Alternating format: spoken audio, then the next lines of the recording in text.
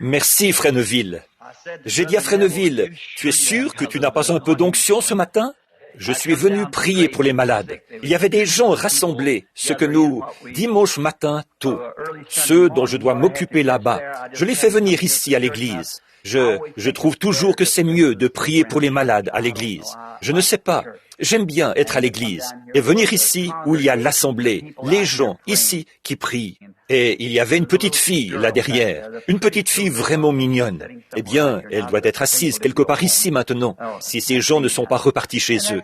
Ah, là je la vois, elle est vraiment mignonne et elle est gravement malade. Nous écoutions quand nous avons entendu le message en langue et l'interprétation qui ont été donnés. Nous écoutions et il nous a semblé comprendre qu'il était question d'une petite fille. Et nous attendions de voir si le Seigneur allait donner un message quant à ce qu'il faudrait dire à ce sujet. Mais je pense que la petite fille va bien maintenant. Elle va se rétablir. Donc, et il y avait aussi une dame qui avait perdu la vue, et nous avons prié pour elle. Et puis un homme dans une ambulance là-bas, un prédicateur. Je pense que cet homme ne pesait pas plus de 15 ou 20 kilos. Il était vraiment très... Donc, je suis venu prier pour eux. La raison pour laquelle j'hésitais pas mal, c'est qu'un plombage est tombé de ma dent. Alors ce matin, je fais des chointements avec ce trou dans ma dent, là, sur le devant. Et on me dit que je dois me les faire meuler maintenant, pour poser des couronnes dessus. Donc, c'est la vieillesse qui s'installe, voilà tout. J'avais un plombage dans celle-ci, à peu près la moitié de la dent. Et quand je me mets à parler, on le sent, le vent qui passe à travers. Vous savez ce que je veux dire. Ça filtre vers les lèvres. Et ça fait un peu zézayer. Nous sommes vraiment des gens privilégiés d'être vivants ce matin et de pouvoir venir à l'église. Et en cette veille de Noël, en attendant la fête qu'ils ont, et j'espère que il y a trop d'enfants ici ce matin, ce qui fait que je vais devoir me taire. Voyez, nous les adultes, nous disons parfois des choses que les enfants ne devraient même pas entendre. Vous savez? Mais je pense que l'Assemblée a un petit cadeau ici pour les enfants tout à l'heure. Je regardais cela, là derrière. Oh, vraiment, il faut que vous restiez. Après l'école du dimanche, patientez un peu, vous voyez, parce que je crois qu'ils ont des cadeaux, là derrière, pour les petits, à distribuer ce matin.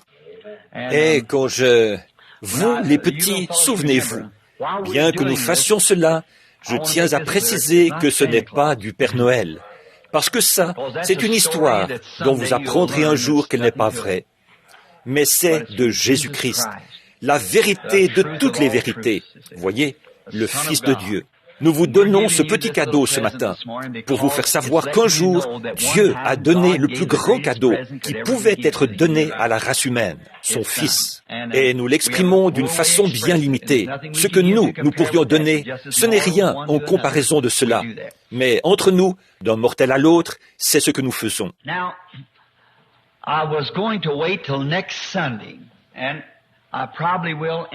Bien, j'allais attendre dimanche prochain.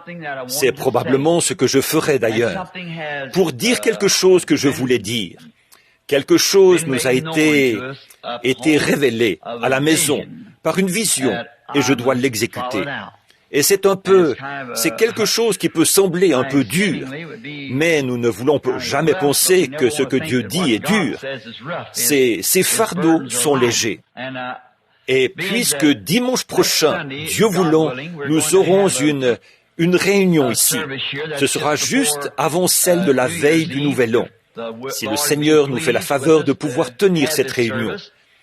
Et nous voulons faire une réunion le matin, prier pour les malades et peut-être faire un service de baptême.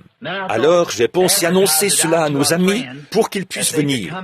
Donc, nous aurons le dimanche matin et le dimanche soir. Et ensuite, les gens qui voudront rester pour le Nouvel An, alors nous allons avoir le service de longue veille là. Il y aura plusieurs prédicateurs qui parleront ici, à la veille du Nouvel An, jusqu'à minuit. Et nous invitons ces prédicateurs à venir parler. Si le Seigneur le veut, je voudrais être de ceux qui diront quelque chose à la veille du Nouvel An. Et puis, dimanche prochain, je me suis dit que j'allais exposer une série de choses qui se passent, qui se sont passées, montrer comment Dieu traite avec son peuple et porter tout cela vers un point culminant ici à l'Église. Vous êtes nombreux à vous demander ce qu'il en est de ce problème d'impôt sur le revenu que nous avons subi. C'est réglé. Et je veux aussi vous dire comment c'est arrivé. Et je pense que ce serait qu'il faudrait le répéter dimanche prochain. Alors j'attendrai dimanche prochain. Et je vais plutôt essayer de vous parler un peu de la parole ce matin. Voyez. Et dimanche prochain, je vais essayer, Dieu voulant, de vous dire comment tout ceci est arrivé et de vous exposer chacune des choses que le Seigneur a dites et de voir comment c'était en plein dans le mille. Ça s'est accompli en plein dans le mille. Voyez, il ne dit jamais rien de faux. Mais maintenant, une chose que j'aimerais dire ce matin et que je ne dirai probablement pas dimanche prochain, c'est au sujet de quelque chose qui est arrivé hier. J'hésitais un peu à venir ce matin parce que je suis plutôt bouleversé, ce qui fait que je viens comme un peu à reculons. Mais puisque j'y suis, eh bien, je ferai de mon mieux. Avant-hier soir, j'avais de la visite. Frère et sœur Sothman, que nous connaissons ici, l'un des administrateurs de l'Église et sa femme, sont venus rendre visite à ma femme et à moi. Et nous parlions des réunions que nous aurons à Phoenix et autour, si c'est la volonté du Seigneur. Et nous sommes restés debout jusqu'à 22h30, il me semble. Et je suis allé me coucher vers 23h. Et à un moment de la nuit, j'ai eu un songe. Et dans ce songe, je voyais quelqu'un qui était censé être mon père, un grand homme imposant qui représentait ou figurait mon père. Je voyais une femme qui ne ressemblait pas à ma mère, et pourtant, elle était censée être ma mère. Et cet homme, qui était censé être comme le père, le mari de cette femme, la maltraitait cruellement, à tel point qu'il avait un gros morceau de bois et qu'il la tenait debout comme ça et qu'il la frappait avec ce morceau de bois. Elle tombait, elle s'affaissait. Et puis, au bout d'un moment, elle se relevait. Elle s'approchait, se préparait à la frapper de nouveau et la frappait de nouveau. Et moi, j'observais d'assez loin. Finalement, j'en ai eu assez. J'étais beaucoup plus petit que cet homme qui était censé représenter mon père. Alors, je me suis approché de lui, j'ai mis mon doigt devant sa figure. Je lui ai dit, ne la frappe plus, voyez. Et à ce moment-là, quelque chose s'est passé. Mes bras se sont mis à se gonfler et je me suis retrouvé avec de gros muscles bien rebondis. Je n'ai jamais vu de muscles pareils. J'ai attrapé cet homme par le col et je lui ai dit, ne la frappe plus. Si tu recommences, tu auras affaire à moi. Si tu la frappes encore. L'homme a eu peur de moi et l'a laissé tranquille. Je me suis réveillé. Bon, pendant que j'étais allongé là, quelques instants plus tard, bien sûr, l'interprétation est venue. Bien sûr, la femme représentait l'Église, qui est la mère en quelque sorte. Le père, c'est la dénomination qui la domine, qui domine sur l'Église, comme le mari sur sa femme. Et ce sont ces dénominations qui frappent l'Église et qui ne la laissent même pas se remettre sur ses pieds, comme ça. Dès qu'elle essaye de se relever ou de faire quelque chose, les gens qui sont là-dedans, la dénomination, la renvoient au sol. Et il s'agit simplement d'actionner ces muscles de la foi, de continuer à pointer mon doigt là en disant « c'est à moi que vous avez affaire ». Voyez ? C'est qu'il y a des gens là-dedans qui appartiennent à Dieu. Et ça, c'était très bien. Nous étions debout depuis environ 2 ou 3 heures, je crois. Ma fille, l'une de mes filles, Rebecca, qui est là au fond, elle travaille à l'hôpital méthodiste de Louisville. C'est, un genre de petite formation pour infirmières amateurs. Ils appellent ça les Candy Stripers, ou quelque chose comme ça. Et ce matin-là, il l'avait appelée pour qu'elle se rende là-bas, et c'est pour ça que j'étais debout. Il était tôt, et elle et une de ses camarades de classe, là, elles travaillent ensemble là-bas. Et j'allais les emmener à Louisville. Il fallait qu'elles y soient pour 10 heures. Et ma femme se demandait pourquoi elle ne pouvait pas entrer dans la chambre. J'avais verrouillé la porte. Il m'est pourtant arrivé beaucoup de choses dans ma vie, mais je n'avais encore jamais eu quelque chose comme ça. je suis entré en transe. Je ne connais pas l'interprétation. Je n'ai jamais rien eu de pareil de ma vie.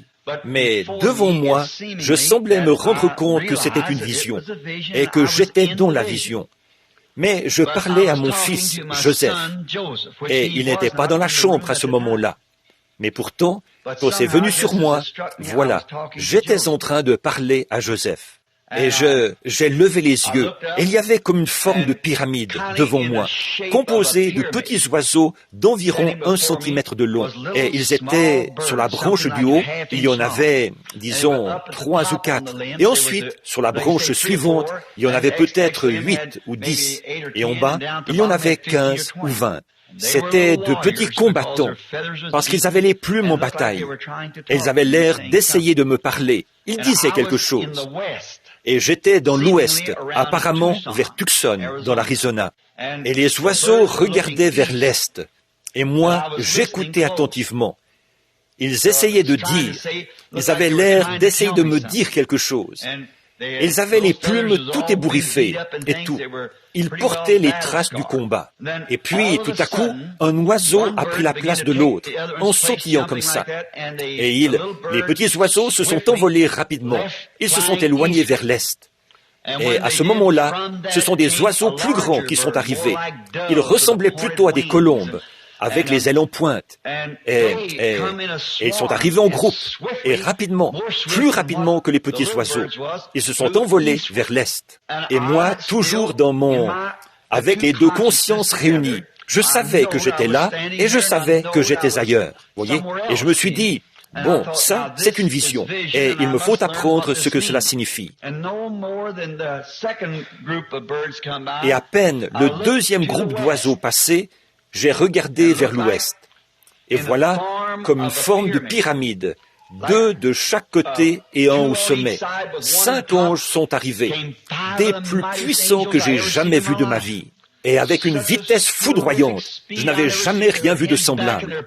Avec la tête en arrière et les ailes pointées, ils se déplaçaient très vite.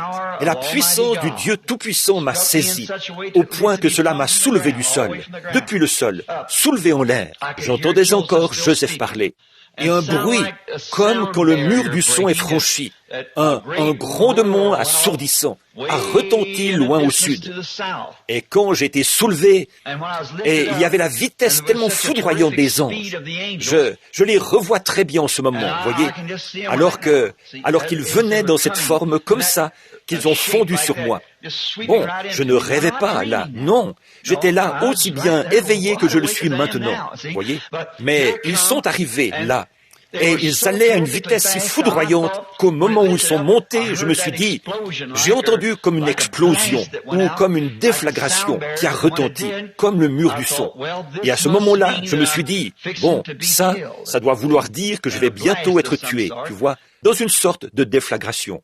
Et pendant que je pensais à ces choses, je me suis dit, non, ce n'est pas ça, parce que si ça avait été une déflagration, elle aurait emporté Joseph aussi. Mais il parle encore, il pense que je suis là. Je l'entends, ce n'était pas ça. Tout ça, c'était encore dans la vision. Ce n'était pas, voyez, c'était dans la vision. Et puis, tout d'un coup, je me suis rendu compte que ils étaient autour de moi. Je ne les voyais pas, mais j'avais été emmené dans cette constellation en pyramide qu'ils formaient, à l'intérieur de cette constellation d'anges, qui étaient 5. Et je me suis dit, mais l'ange de la mort serait tout seul. S'il y en a 5, c'est la grâce. Je pensais à ça. Je me suis dit, oh, c'est mon message qu'ils viennent apporter. C'est mon deuxième point culminant. Ils viennent m'apporter le message du Seigneur. Et je me suis écrié de toutes mes forces, aussi fort que je pouvais. Oh, Jésus, que veux-tu que je fasse? À ce moment-là, alors cela m'a quitté. Depuis, je ne me sens pas tout à fait normal. Voyez, j'ai été toute la journée d'hier, j'ai dû rester à la maison. Je déraisonnais presque. Je n'arrive pas à voir les idées claires. Et la gloire et la puissance du Seigneur. J'étais tout engourdi quand cela m'a quitté. J'essayais de me frotter les mains et je me disais, je n'arrive pas à reprendre mon souffle. Je faisais les 100 pas dans la pièce. Je me disais, qu'est-ce que cela veut dire, Seigneur? Qu'est-ce que cela veut dire? Et puis, je me suis arrêté. J'ai dit, Seigneur Dieu, ton serviteur est... Je ne comprends vraiment pas. Pourquoi? De quoi s'agissait-il? Fais-le-moi savoir, Seigneur. Eh bien, quand là, je ne peux pas vous l'exprimer quand je dis la puissance du Seigneur. Il n'y a pas de moyen d'expliquer cela. Ce n'est pas ce que vous ressentez ici, par les bénédictions. Ça, ce sont les bénédictions du Seigneur. Ceci, c'est quelque chose de sacré. Oh là là, c'est au-delà de tout ce qu'un mortel pourrait imaginer, voyez?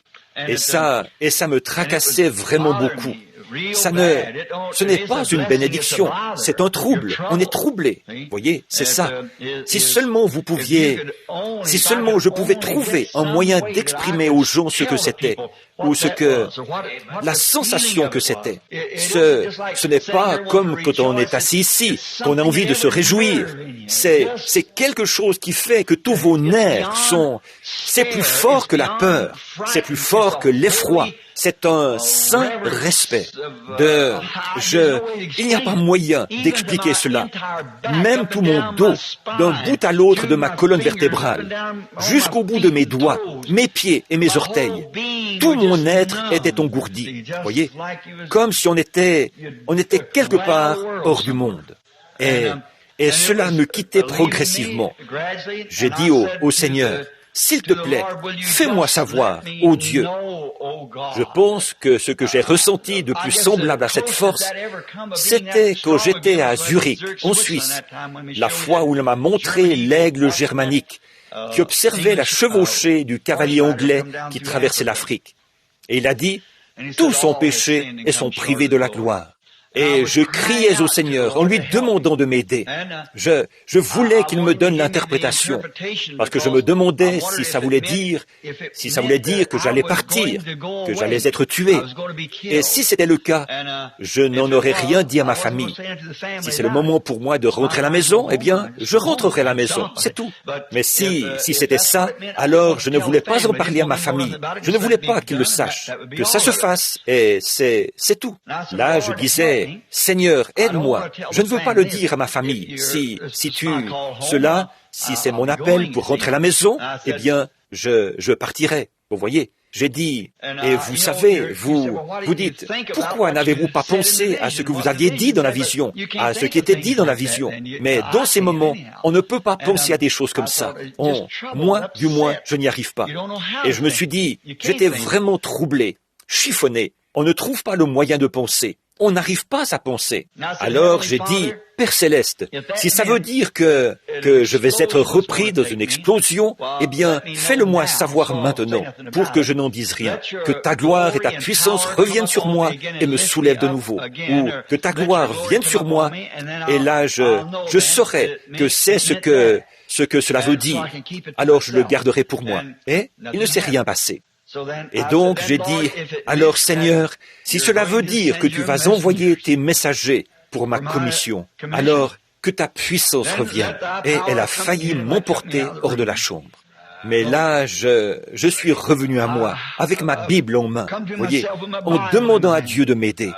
Et à ce moment-là, alors il m'a montré quelque chose dans l'Écriture qui se rapportait exactement à cela, en plein là.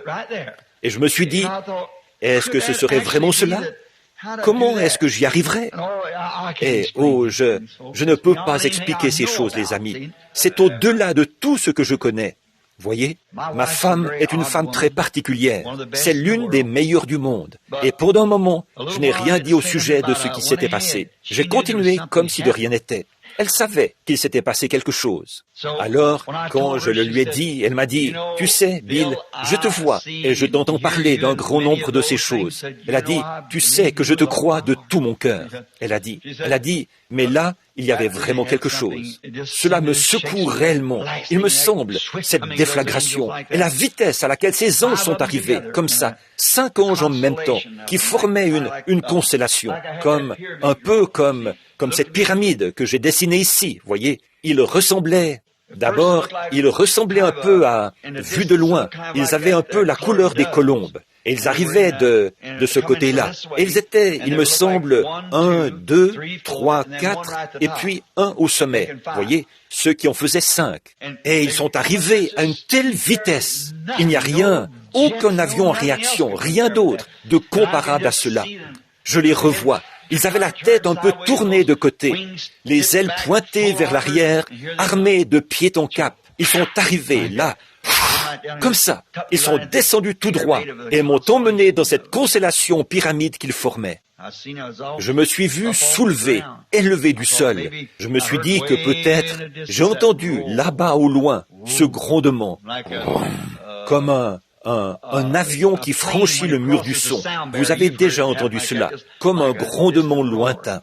Je me suis dit, ceci veut peut-être dire, là, quand cette vision se terminera, que je vais être tué dans une explosion ou quelque chose. Je me suis dit, me voici, je suis soulevé, ils sont ici, quelque part. Je suis dans cette pyramide d'anges, ici.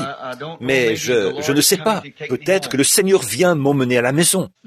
Alors, j'ai entendu Joseph, là-bas, qui disait, « Papa ?» Je me suis dit, « Non, si c'était cela, ça l'aurait emmené, lui aussi. » Alors, quelque chose m'a dit, « Souvenez-vous, je m'attends à la venue d'un message que j'ai toujours attendu, à quelque chose. » Et la vision, l'autre jour, vous savez, celle que j'ai eue il n'y a pas longtemps, au sujet de ce qui allait arriver, alors que je prêchais depuis le soleil, dans un certain endroit. Et là, il m'a dit, « Rappelle-toi bien, le 2e point culminant est encore à venir. » Je me suis dit, il va y avoir un message. Vous vous souvenez du message que j'ai prêché ici? L'ouverture de cette pierre de fête, là, c'est 7 voix et ces 7 sceaux qui ne sont même pas écrits dans la parole de Dieu. Vous vous souvenez? Et cela m'a emmené dans la pyramide. Et Juni Jackson, si tu es ici, ce songe que tu m'as donné il n'y a pas longtemps, je ne vais pas le raconter ce matin. Tu étais c'était Dieu, si parfaitement. Excuse-moi de ne pas t'avoir donné l'interprétation. C'est que j'ai vu quelque chose qui se mettait en action. JT, même chose, tu vois. Et je le savais. Sœur Collins, exactement la même chose, voyez. Et il y en a eu 6 qui indiquaient exactement la même chose. Et puis, la vision que je vous ai racontée il y a des années, elle s'est accomplie l'autre jour. Voyez, celle qui allait s'accomplir. Et là, tout est exactement en place. Il y a quelque chose qui se met en route. Je ne sais pas ce que c'est. Que Dieu me vienne en aide. Voilà ma prière. Prions. Père Céleste, nous ne sommes que des mortels. Et nous sommes ici ce matin. Et Seigneur, tu m'as envoyé afin que je conduise ce petit troupeau et cette église. Et j'arrive à ma fin. Je ne sais pas quelle direction, ni quoi, ni où, ni ce qui viendra. Mais je sais une chose, c'est que tu as dit que tu ferais concourir toutes choses au bien de ceux qui t'aiment et qui sont appelés selon ton dessein. Je te prie, ô Dieu, de poser sur nous ta main miséricordieuse. Nous savons vraiment que tu es Dieu, et nous savons que tu n'es pas quelqu'un qui a vécu dans les temps passés, mais que tu vis encore aujourd'hui. Tu as toujours été Dieu. Tu seras toujours Dieu. Tu étais Dieu avant le temps, et tu seras Dieu quand il n'y aura plus de temps. Tu seras encore Dieu. Et nous sommes entre tes mains, Seigneur. Nous ne sommes que de l'argile, et tu es le façonneur, le potier. Façonne nos vies, Seigneur, de la manière qui servira le mieux à t'honorer. Accorde-le, Père. Nous sommes simplement entre tes mains. Nous n'avions aucun moyen de venir ici par nous-mêmes, et nous ne savons pas non plus comment nous partirons d'ici. Toi, le Seigneur, tu nous as donné la vie et nous t'avons remis nos vies et pour cela, tu nous as donné en échange la vie éternelle. Notre foi l'insuffle au fond de notre être. Et nous t'aimons à cause de cela, parce que nous savons qu'un jour nous te verrons et que tu seras dans ta gloire. Et nous le contemplerons. Et nous désirons tant entendre ces mots. Tu as fait du bon travail, mon bon et fidèle serviteur. Entre dans les joies du Seigneur, qui ont été préparées pour toi depuis la fondation du monde. Jusqu'à ce moment, ô Dieu, où nous nous retrouverons tous, conduis-nous. Nous sommes tes serviteurs et nous demandons le pardon pour nos péchés. Ces visions puissantes, Seigneur, dépassent l'entendement de ton serviteur. Je ne sais pas quoi faire. Tout ce que je sais, c'est qu'elles viennent.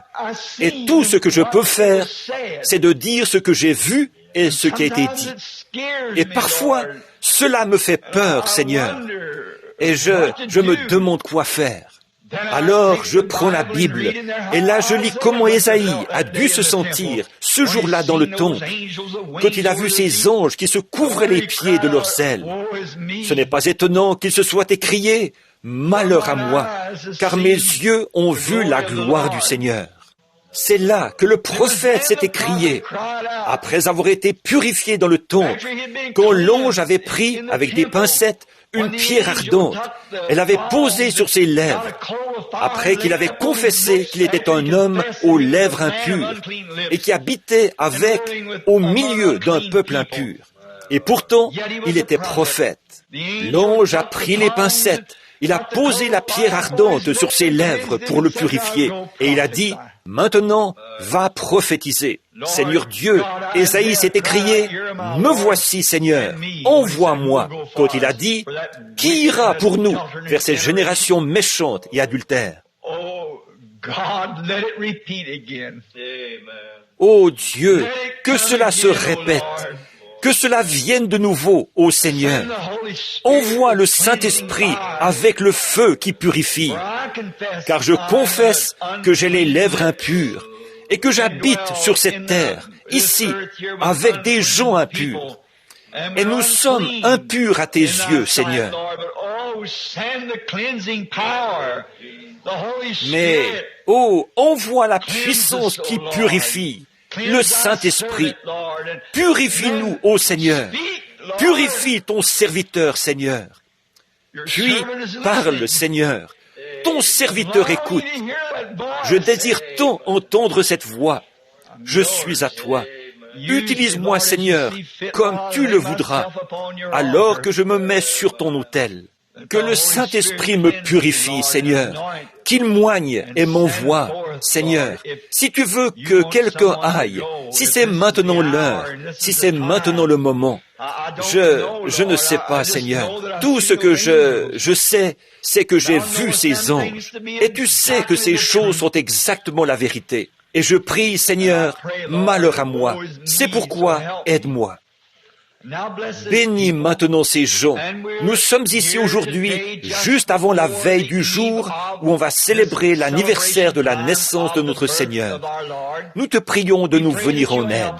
Et ce matin, ton serviteur, notre frère Neville, a pensé qu'il pourrait peut-être profiter de ces quelques instants pour se reposer, et que je pourrais peut-être prendre la parole.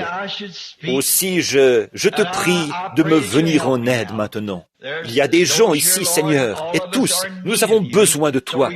C'est pourquoi nous te prions maintenant de nous bénir, alors que nous lirons ta parole et que nous méditerons pendant un petit moment. Que ton esprit descende sur nous, Seigneur. Purifie-nous et enflamme-nous du Saint-Esprit, du message de Dieu qui vient tout frais de l'autel pour secouer un monde moribond avant que s'approche le grand Dieu éternel. Car c'est au nom de Jésus, son précieux Fils et notre Sauveur, que nous le demandons. Amen.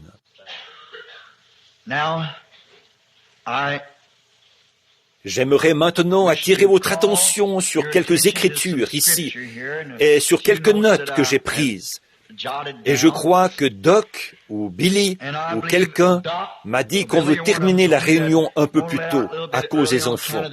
On a préparé des cadeaux pour eux. Vous, les petits qui venez juste de sortir de l'école du dimanche, restez ici un moment. Ce que nous allons dire ici est peut-être un peu profond pour vous, mais restez tranquilles avec maman et papa quelques instants. Je veux leur parler.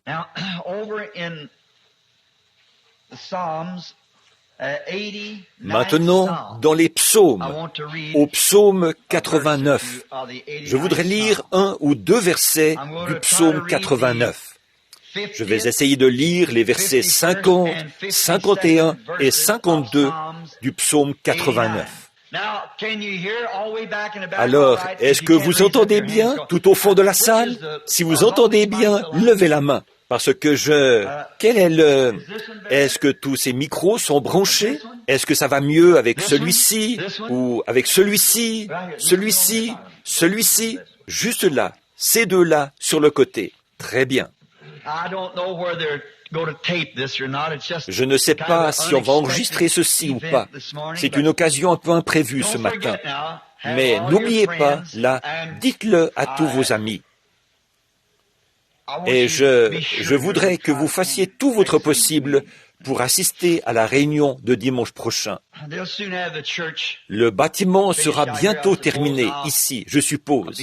Et alors, je reviendrai pour prêcher les 7 sceaux, si c'est la volonté de Dieu, ici, en me référant aux Écritures. Dans le livre des psaumes, au chapitre 89, en commençant au verset 50. Écoutez bien la lecture de la parole maintenant. Remember, Lord, the reproach of thy servants. How I do bear in my bosom the reproach of all the mighty people. Souviens-toi, Seigneur, de l'opprobre de tes serviteurs. Je porte dans mon sein celui de tous les grands peuples, l'opprobre dont tes ennemis couvrent, ô Éternel, dont ils couvrent les pas de ton oint. Béni soit l'Éternel pour toujours. Amen, oui, Amen. J'aimerais vous parler quelques instants Je voudrais d'abord que vous notiez ceci et que vous le relisiez plusieurs fois bien attentivement. Peut-être que cela vaut la peine de le relire tout de suite. Écoutez bien, là. Voyez? Remember, Lord, the reproach of thy servants. How I do bear in my bosom the reproach of all the Souviens-toi, Seigneur, de l'opprobre de tes serviteurs. Je porte dans mon sein celui de tous les grands peuples. L'opprobre dont tes ennemis couvrent, ô Éternel, dont ils couvrent les pas de ton oint. Béni soit l'Éternel pour toujours. Amen, oui, Amen. Examinez bien ce que David a dit là. Je voudrais prendre comme sujet, c'est très étrange encore pour un sujet de Noël, mais dimanche dernier aussi, j'ai prêché sur un sujet étrange. Là, je ne me rappelle plus ce que c'était. C'était comment? La dislocation du monde. Maintenant, j'aimerais prendre comme sujet, ce dimanche-ci, l'opprobre à cause de la parole. Bon, je vais le répéter bien comme il faut. L'opprobre à cause de la parole.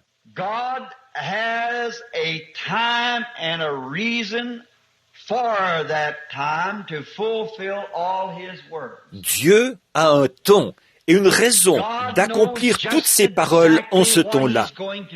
Dieu sait exactement ce qu'il va faire. Nous, non. Nous devons simplement recevoir cela à mesure qu'il nous le donne.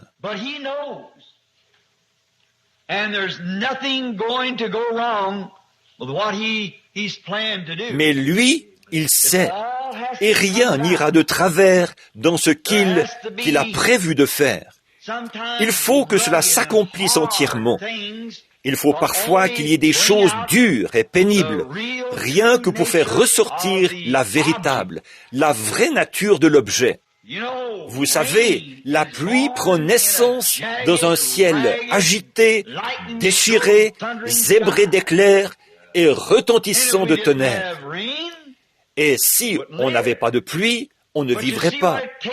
Mais vous voyez ce qu'il faut pour produire la pluie. Le tonnerre, les éclairs, la foudre, la colère.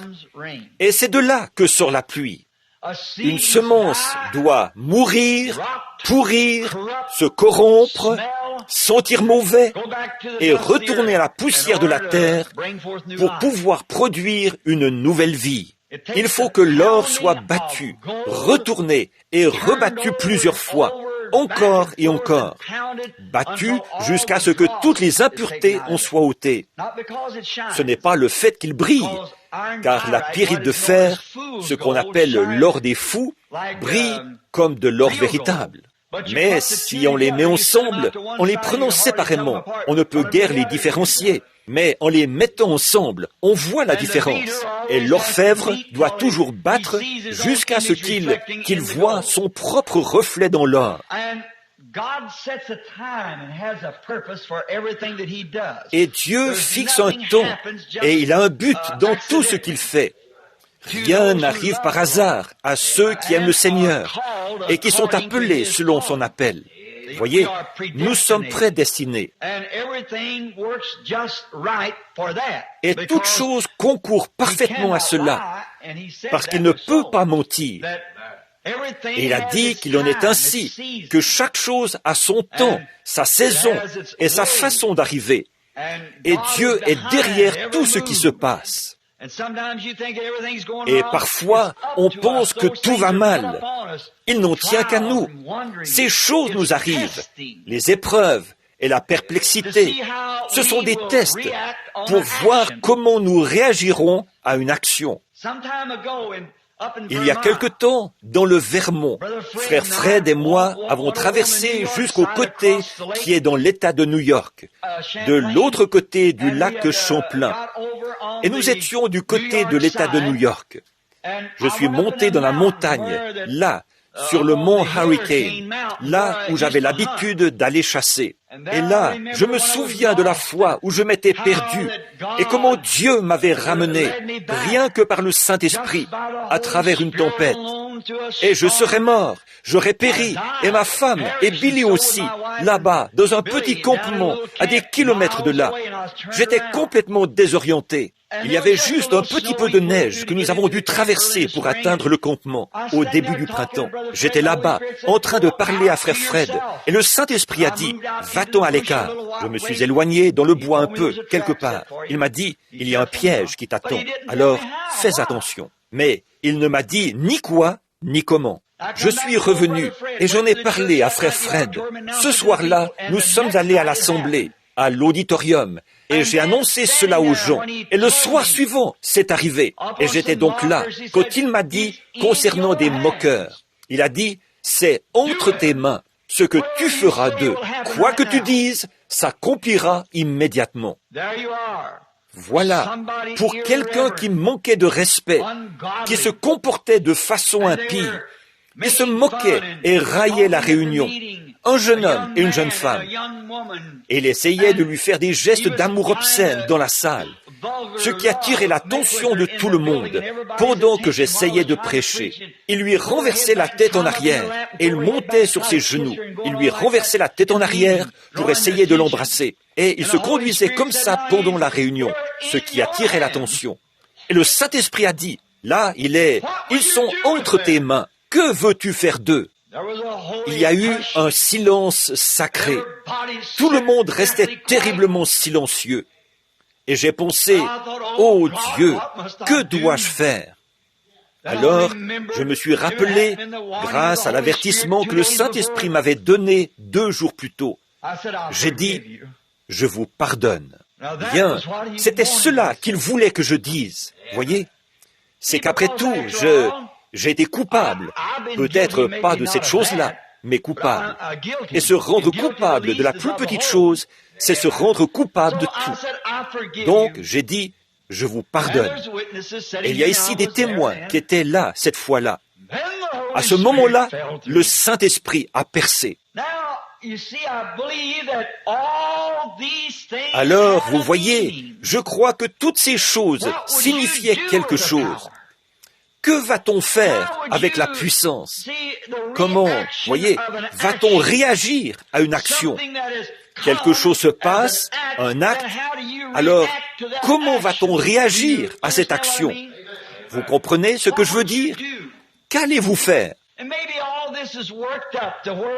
Et peut-être que tout ceci a servi à nous amener là où nous en sommes maintenant. Je ne sais pas. Je ne saurais vraiment pas le dire. Mais il y a toujours eu une façon. Et rappelez-vous que l'opprobre de la parole a toujours porté un opprobre.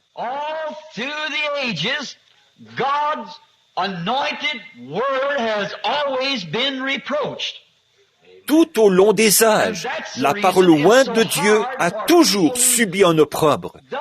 Et c'est pour cela que c'est si dur pour les gens qui ne comprennent pas de savoir accepter cet opprobre. Vous vous rappelez les disciples qui sont rentrés en se réjouissant parce qu'ils se regardaient comme ayant été jugés dignes de porter l'opprobre de son nom. Il a dit, tous ceux qui vivent pieusement en Christ seront persécutés. L'opprobre de la parole.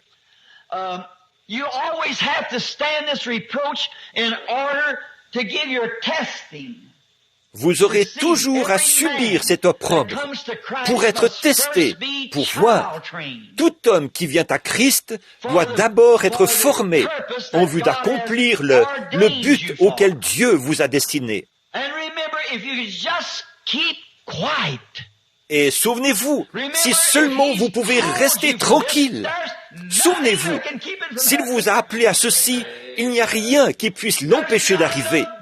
Il n'y a pas assez de démons dans le lieu de tourment pour empêcher la parole de Dieu de se manifester. Vous êtes né dans un but et personne ne peut prendre votre place. Vous aurez peut-être des imitateurs et tout le reste, mais ils ne prendront jamais votre place. C'est vrai, la parole de Dieu triomphera. Elle ne peut pas faillir. C'est là-dessus que devrait s'appuyer chaque chrétien, en sachant cela. Les épreuves viendront et vous en feront voir de toutes les couleurs. Mais souvenez-vous, Dieu a un but et tout concourra comme il faut.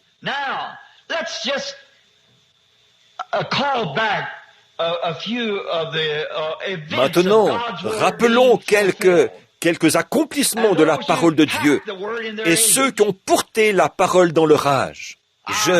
J'ai senti dans l'esprit, il n'y a pas longtemps, que quelqu'un me critiquait. C'était peut-être au pays des bandes magnétiques, à propos du fait que je me réfère toujours si souvent que je prends des personnages bibliques pour illustrer ce que je dis. Eh bien, c'est dans un but que je fais cela. Il est dit dans la Bible que ces choses sont écrites pour que nous les considérions. Et c'est la seule façon, pour moi qui n'ai pas d'instruction, la seule façon, c'est de faire référence à ces choses en disant, vous voyez, quand on a pris cette position-là, ce qui est arrivé par suite de cela. Et ici, ce qui s'est produit. Vous voyez? Et alors, identifiez-vous à cela. Comme je prêchais il n'y a pas longtemps au sujet du petit garçon sur le navire, vous savez, et du vieux capitaine qui allait mourir. Il était malade. Il a demandé s'il n'y avait pas une Bible à bord. Ils ont trouvé ce jeune garçon qui avait une Bible et il est venu lire Ésaïe 53, 5. Il était blessé pour nos péchés, brisé pour notre iniquité. Il a dit, Permettez-moi, monsieur le capitaine, de vous exprimer comment ma mère le lisait. Il a dit, voici comment elle l'écrivait. Il était blessé pour l'iniquité de Willie Pruitt. Et il était châtié pour Willie Pruitt. Et toutes ces choses qu'il a subies, il les a subies pour Willie Pruitt. C'était son nom. Le vieux capitaine a dit, j'aime ça. Est-ce que tu pourrais le lire avec mon nom à moi? Il a dit, je vais essayer. Et il a dit, il était blessé pour les péchés de John Quartz. Il était meurtri pour l'iniquité de John Quartz. Et c'est par ces meurtrissures que John Quartz a été guéri. Il a dit, je le vois, et le Seigneur l'a guéri. Voyez, mettez-y votre nom en le lisant. Il était blessé pour les péchés de William Branham. Il était meurtri pour l'iniquité de William Branham. C'est pour moi qu'il a fait cela, et c'est pour vous qu'il a fait cela. Mettez-y votre nom en le lisant. Eh bien, c'est de cette façon que j'aime présenter les Écritures à mes fidèles. Ce qu'il a fait pour quelqu'un d'autre qui lui a obéi. Ce qu'il a fait pour quelqu'un d'autre qui a été fidèle à la cause. Et ce qu'il a fait pour quelqu'un d'autre qui a été infidèle à la cause. Là, vous y mettez votre nom en le lisant. Si vous aviez été là, quelle position auriez-vous prise? Et souvenez-vous, vous avez aujourd'hui le privilège de prendre le même genre de position.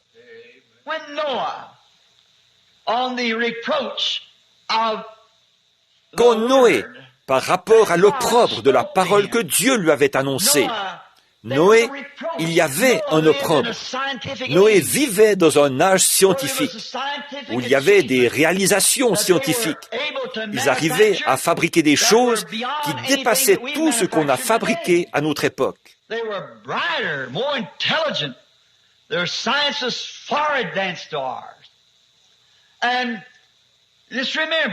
He had to stand the reproach of the word that he preached 120 years in the face of scoffers. Ils étaient plus brillants, plus intelligents. Leur science était très avancée par rapport à la nôtre. Et rappelez-vous un peu, il a dû subir l'opprobre de la parole qu'il a prêchée pendant 120 ans devant des moqueurs. Their great scientific ways proved to them that there was no rain in the skies. But yet Noah had heard the word of the Lord. Amen. Leur grande démarche scientifique leur prouvait qu'il n'y avait pas de pluie dans le ciel.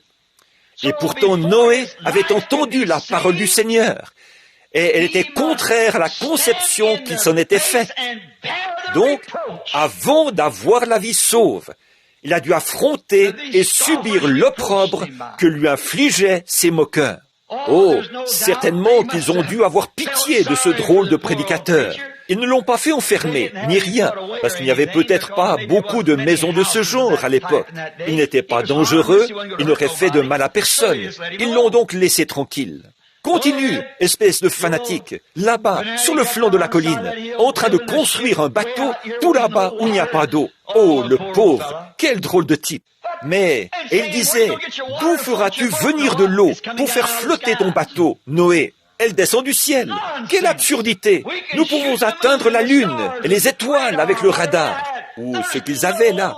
Il n'y a pas de pluie là-haut. Mais il a dit, Dieu a dit qu'il en mettrait là-haut. Comment le fera-t-il? Ça le regarde. Moi, tout ce que je dois faire, c'est vous avertir de partir d'ici. C'est à peu près pareil maintenant. D'où viendra le feu? Frère, c'est un peu plus clair aujourd'hui qu'à l'époque de Noé. Nous voyons déjà où ça se trouve. C'est prêt à éclater, c'est tout. La science a déjà... Cette fois-ci, il n'y a plus du tout d'excuses, parce que la science l'a déjà découvert. Oui, monsieur. Donc, nous voyons que c'était toute une histoire. Donc, ils ont eu pitié de ce drôle de prédicateur. Ils l'ont laissé faire. C'était quelque chose d'étrange, peut-être pour ces gens, de penser qu'un homme, qu'on disait intelligent, puisse croire que Dieu, le Créateur des cieux et de la terre, fasse quelque chose, ou annonce qu'il allait faire quelque chose qui était contraire à leur façon de penser. À ce qu'ils savaient déjà. Vous n'avez peut-être pas compris. Regardez, ils pensaient pouvoir prouver toutes les choses naturelles par leur science. Si ce n'est pas la sorte de monde dans laquelle nous vivons aujourd'hui. Un monde intellectuel, d'instruction, rempli de science. Et du moment qu'ils pouvaient prouver que quelque chose était faux, Dieu, en aucun cas, ne pourrait prononcer quelque chose dont la science peut démontrer que ce n'est pas là. Et ils ont la même idée aujourd'hui. Si votre médecin dit que vous avez le cancer, que vous devez mourir, et que la science prouve que vous avez le cancer, et qu'il est à un stade avancé, c'est ridicule de penser autre chose. En effet, vous allez mourir, c'est tout.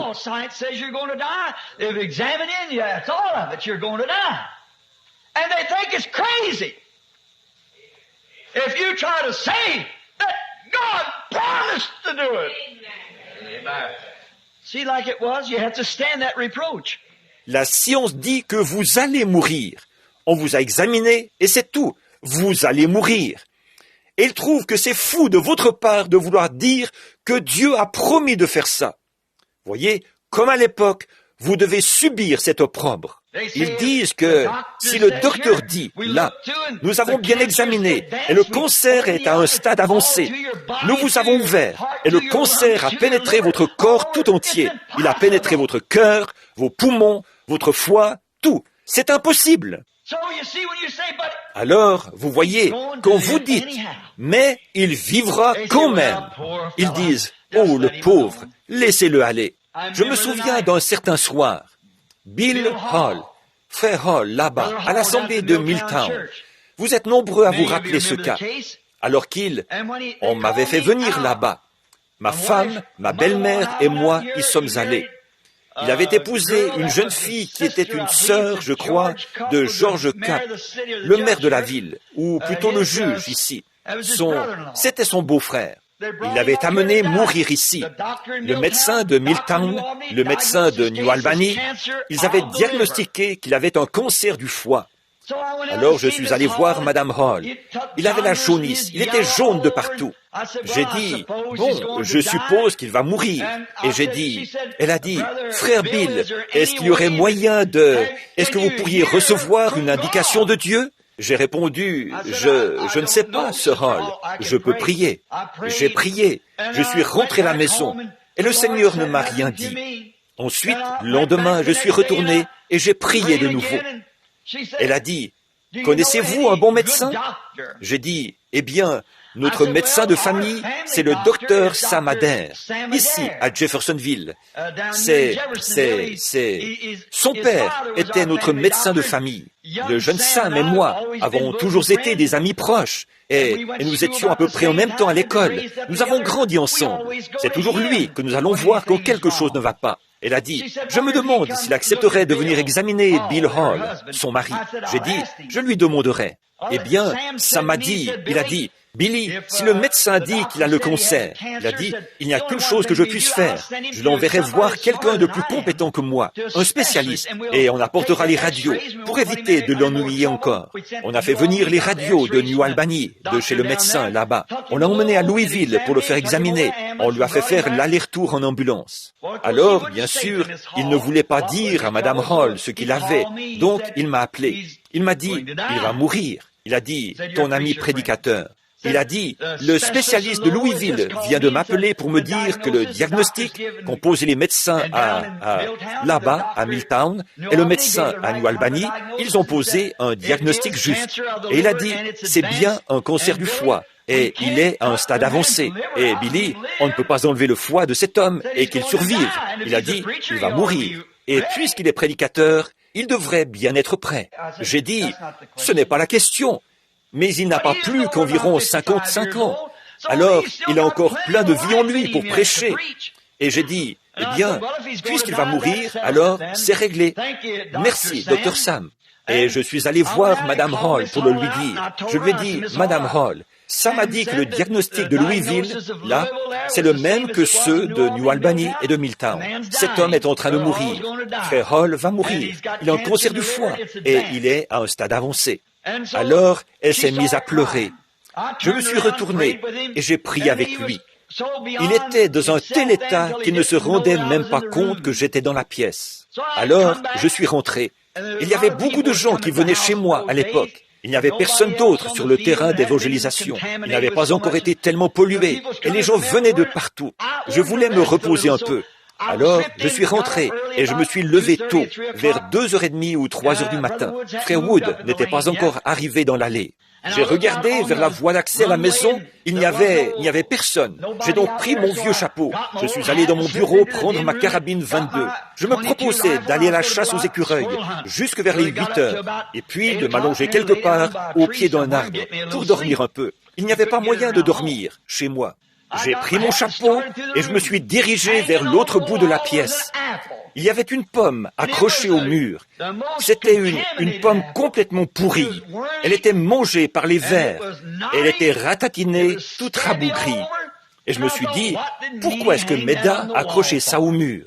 J'y ai regardé de plus près. Elle n'était pas accrochée au mur. Elle flottait dans l'air. J'ai vite enlevé mon chapeau. J'ai posé ma carabine dans un coin et je suis tombé à genoux. J'ai dit, « Seigneur, que veux-tu faire savoir à ton serviteur ?» Une autre pomme est descendue, et encore une autre, jusqu'à ce qu'il y ait 4 ou 5 pommes. J'ai oublié combien c'était au juste. Là, en suspension. Et puis, une belle grosse pomme marbrée, une pomme vraiment grosse et belle d'aspect, est descendue.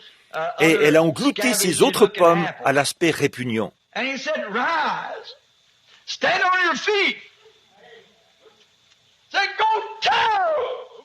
Et il a dit, « Debout, lève-toi !» Il a dit, « Va dire à Bill Hall qu'il ne va pas mourir, il vivra. » Oh, je m'y suis précipité aussi vite que j'ai pu. Et j'ai dit, « Madame Hall, j'ai l'ainsi dit le Seigneur, il vivra. » Et il m'a entendu, il essayait de pleurer, il n'arrivait plus à parler. Je suis revenu et j'ai appelé Sam. Je lui ai dit, « Sam, notre frère vivra. » Il a dit, « Comment est-ce qu'il pourrait vivre dans l'état où il est ?» J'ai dit, « Ce n'est pas à moi de savoir comment. Dieu l'a dit. Ça règle la question. Il est vivant aujourd'hui. Il y a une dizaine d'années de cela. Il est en pleine santé, en pleine forme. Sa femme est morte depuis. Il s'est remarié. Comment est-ce que ça a pu arriver dans le cas de George Wright et de beaucoup d'autres dont on pourrait parler, qu'on pourrait nommer? Qu'est-ce que c'est? Il s'agit de subir l'opprobre. Ils ont ri, ils se moquent. Je me rappelle, avant l'inondation de 1937, j'étais à la compagnie de livraison et ramassage de Falls City. Et je leur disais qu'il allait y avoir 10 mètres d'eau, je crois, dans la rue Spring. Ils se sont moqués de moi. Ils disaient, le pauvre Billy. Je pense ce garçon, j'étais encore tout jeune à l'époque. Il a dit, Billy est un brave garçon. C'est vraiment dommage qu'il ait perdu la tête.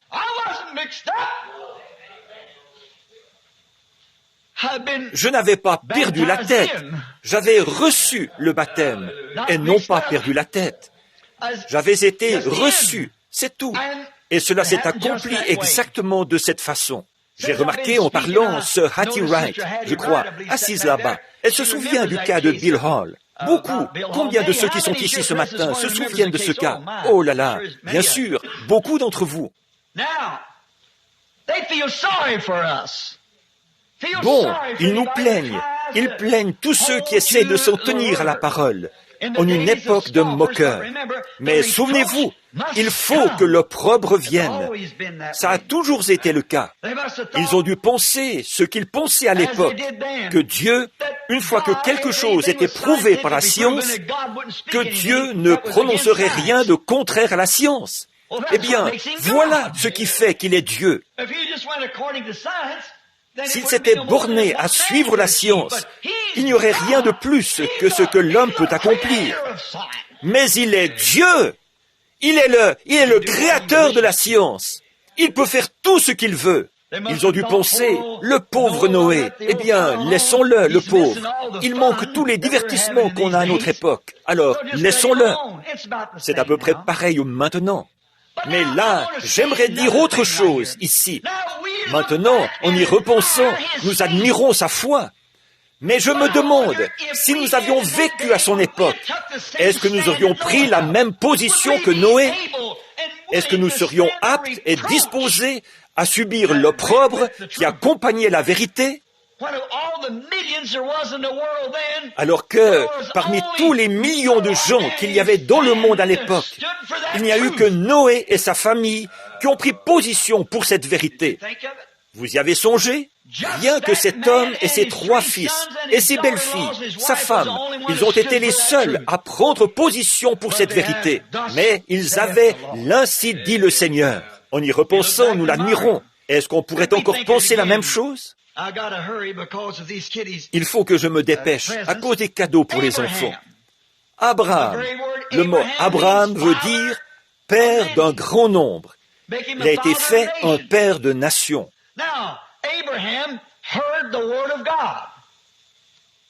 Or, Abraham a entendu la parole de Dieu. Abraham était prophète et il a entendu la parole de Dieu. Et nous admirons Abraham parce qu'il est resté attaché à la parole de Dieu. Et il s'est séparé de sa famille. Comme c'était dur pour Abraham, il avait grandi là-bas. Il était descendu de Babel et il était dans le pays de Shinéar, des Chaldéens, dans la ville dure où il y avait tous ses camarades, ses proches et ceux qui allaient à l'église avec lui et tout. Mais Dieu a dit, sépare-toi. Oh là là, comme c'était terrible de quitter tout ce qui lui était cher, tout ce qui avait de la valeur pour lui, ce à quoi il tenait. Dieu lui a dit, sépare-toi. Et il lui a donné quelque chose de très étrange. Tu auras un bébé de ta femme, alors qu'il avait 75 ans, et elle 65. Elle avait cessé d'être comme les femmes qui peuvent avoir des enfants depuis des années. Et alors qu'il avait vécu avec elle depuis qu'elle était jeune fille, puisqu'elle était sa demi-sœur. Alors, comment est-ce qu'il pourrait un jour produire cet enfant? Et maintenant, est-ce que vous imagineriez Abraham qui va vers ses camarades et qui dit « Nous allons avoir un bébé, Sarah et moi ». Est-ce que vous imagineriez ça? Oh, les gens disaient « Pauvre bougre, ça ne tourne pas rond chez lui. C'est un opprobre. » Mais Abraham a tenu ferme. Et à l'âge de 100 ans, il n'a pas douté de la promesse de Dieu. Il continuait à supporter l'opprobre. Mais oui, il tenait ferme. Vous avez remarqué la différence là? Sarah a essayé de donner à Abraham, ou plutôt à Dieu, un petit coup de main pour l'aider. Elle a pensé, vous savez, là, autrement que ce que Dieu avait promis. Bon, tu sais, moi, je suis vieille, mais Agar, là, c'est une belle femme. Abraham acceptera bien de l'épouser, elle aussi. Alors, tu sais, ça va aider Dieu. Ça va aider Dieu, parce qu'Agar, là, elle doit avoir dans les 20 ans. C'est ma servante. Et tu sais ce que je vais faire? Je vais la donner comme épouse à mon mari, puisque la polygamie était autorisée. Donc, il a dit, je la lui donnerai, et elle aura un bébé de mon mari. Ensuite, je prendrai le bébé, et ce sera celui que Dieu a promis. Vous voyez, nous essayons toujours de faire quelque chose. Nous n'arrivons pas à nous attendre à lui. Il nous faut faire quelque chose de nous-mêmes. Même si c'est autorisé, même si elle était jolie, même si ça avait l'air très bien, il n'en reste pas moins que ça ne concordait pas avec la parole. Dieu avait dit à Abraham que le bébé allait venir par Sarah. Vous vous rappelez ce qu'il a dit du petit troupeau? Voici les signes qui accompagneront ceux qui auront cru. Ce qui arriva du temps de Noé arrivera de même à la venue du Fils de l'homme, alors qu'un petit nombre de personnes, c'est-à-dire 8 âmes, ont été sauvées. Ces paroles ne peuvent pas manquer de s'accomplir. Donc, prenons bien garde à nous-mêmes et tenons-nous-en à la parole.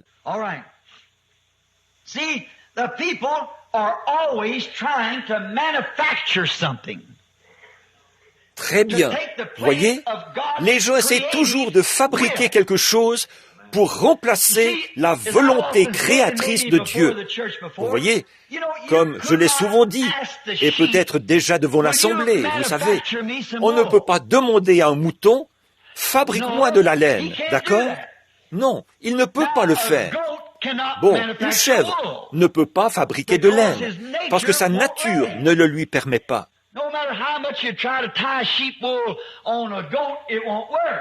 Vous aurez beau essayer d'accrocher de la laine de mouton sur une chèvre, ça ne marchera pas. La chèvre ne peut pas fabriquer de laine, et un mouton ne fabrique pas de poils. Mais il a de la laine, parce qu'il est un mouton. C'est pour ça qu'il en a. Il ne la fabrique pas. Nous n'avons pas à fabriquer les fruits de l'esprit. Nous avons à porter le fruit de l'esprit. Le pommier ne fabrique pas des pommes. Il ne fait que les porter parce que c'est un pommier. Et si nous essayons de fabriquer quelque chose, je vais aider la cause. Je vais faire 10 ans d'études au séminaire. Je vais apprendre ceci, cela ou autre chose. Passer ma licence en lettres et mon doctorat. Moi, je vais donner un coup de main au Seigneur. Ça ne marchera pas. C'est Dieu qui, par prédestination, appelle qui il veut. Il donne le royaume à qui il veut bien le donner. Nous avons tiré cette leçon de Nebuchadnezzar.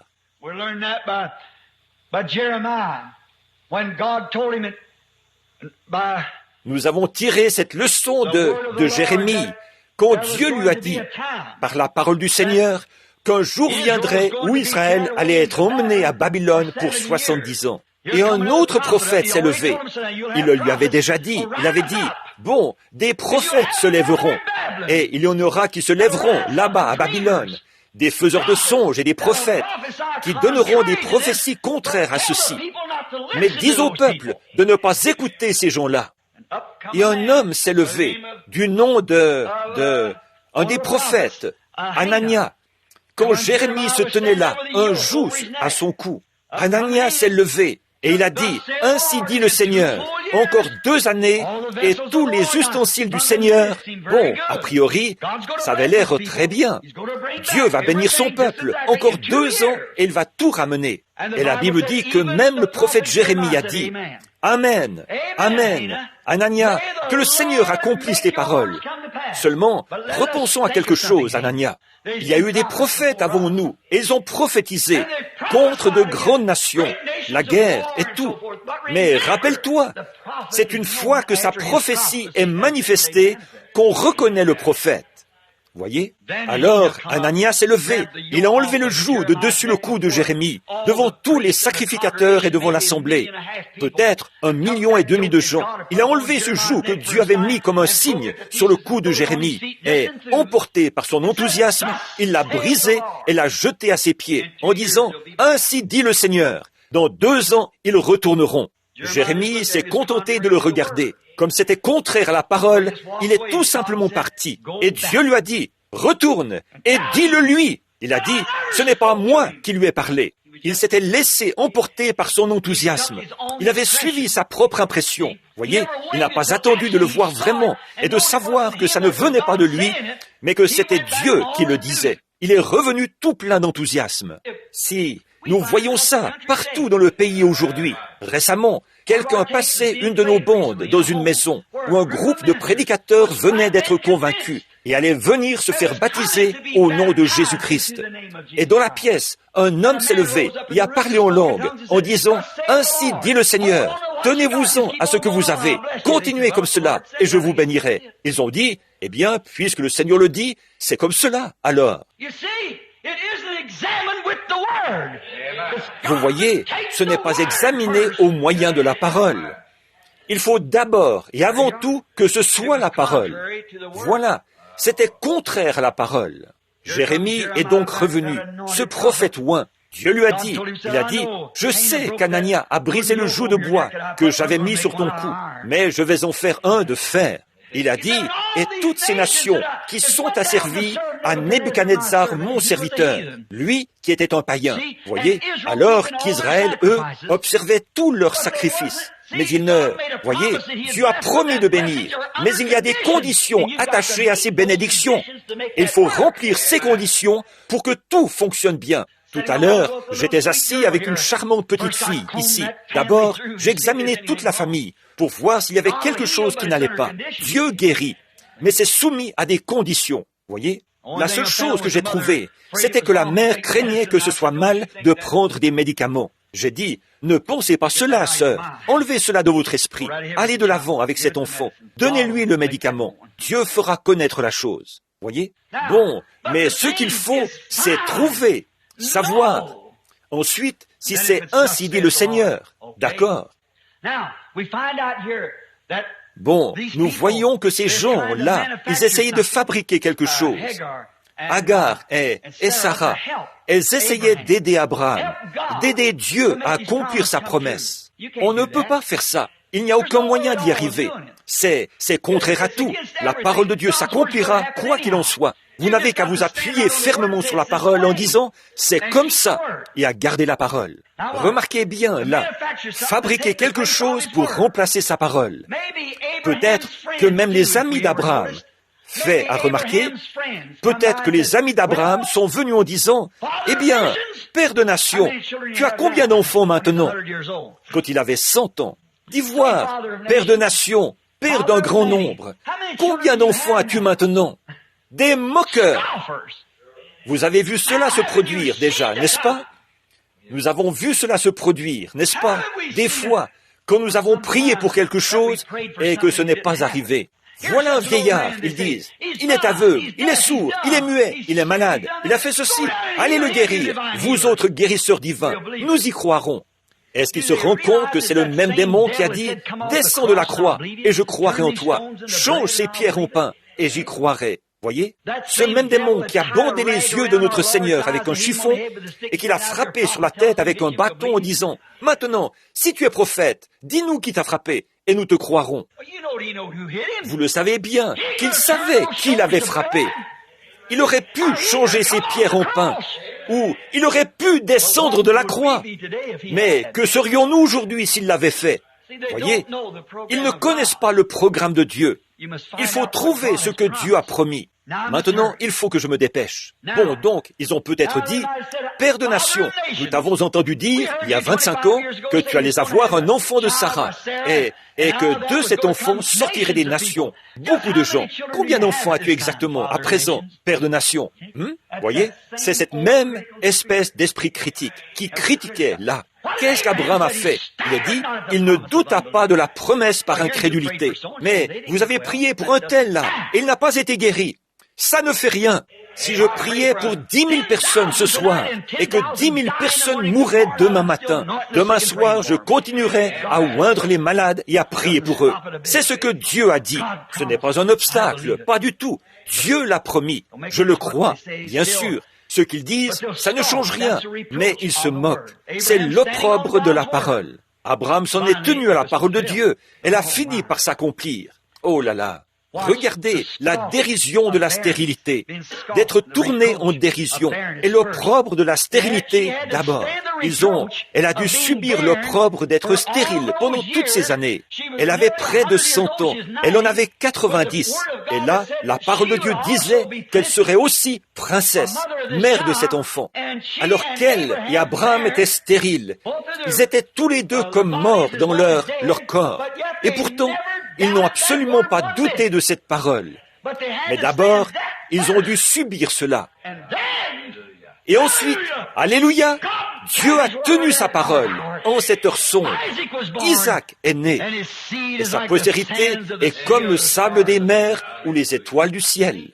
Voyez, Dieu répond toujours de sa parole. Oui, d'abord la stérilité, ensuite Isaac. Zacharie et Élisabeth aussi, ce vieil homme et cette vieille femme qui continuaient à tenir bon. Quand Zacharie est sorti là et qu'il a pu écrire sur sa tablette pour dire « Un ange est venu vers moi, me disant que j'aurai un enfant d'Élisabeth, ma femme, qui est âgée là. Je ne peux plus parler, je suis muet, je resterai muet jusqu'au jour où le bébé naîtra. Mais un bébé viendra et il sera le prophète du Très-Haut. C'est lui qui présentera l'étoile du matin. Il est un précurseur du Messie. Comment était-ce possible? Certains disaient, pauvre bougre, oh, je crois qu'il a un peu perdu la tête, vous savez, il y a un petit quelque chose. Mais regardez un peu la vieille Élisabeth là-bas, qui a dans les 80 ans. Et regardez Zacharie, très avancé en âge et tremblotant. Et il fallait qu'il dise une chose pareille. Oh, le pauvre bougre. Mais il avait la parole du Seigneur. C'était un tel opprobre qu'elle s'est cachée pendant plusieurs jours. Mais il s'en est tenu à la parole. Oh là là. Ils ont refusé la popularité. Ils ont refusé l'opinion courante. Ils ont refusé les raffinements de leur époque et les styles et tout de leur époque. Ils ont refusé cela. Ils ont refusé de marcher avec le grand nombre des incroyants. Ils ont refusé les choses du monde. Ils ont dû le faire pour s'en tenir à la parole de Dieu. Ils ont dû le faire. C'est pareil aujourd'hui. Vous vous séparez de tout. Il n'y a que vous et Dieu. Il ne s'agit pas de ce que fait l'Église. Il s'agit de ce que vous faites avec Dieu. Voyez, il s'agit de vous en tant qu'individu. Oui, mais regardez ce que Dieu lui a donné. Quand Jésus lui-même est venu, Zacharie était mort, et Élisabeth aussi.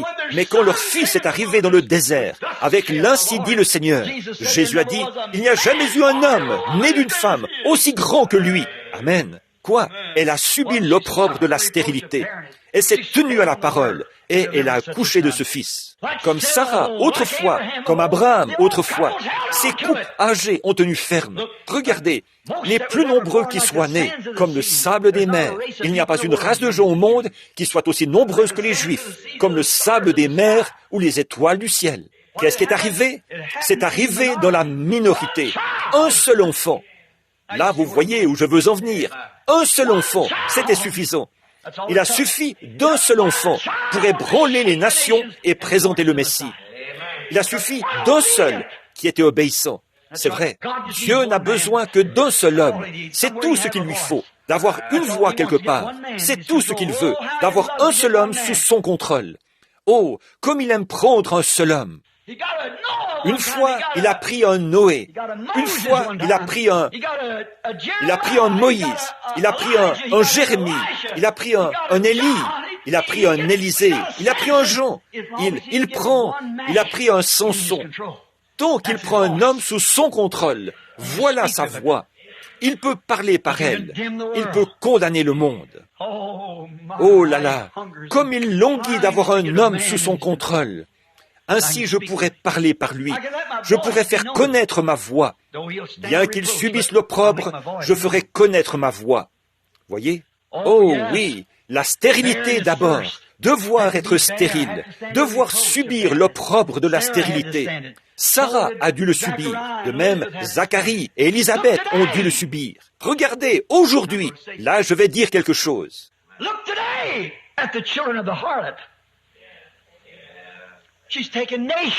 Regardez aujourd'hui les enfants de la prostituée.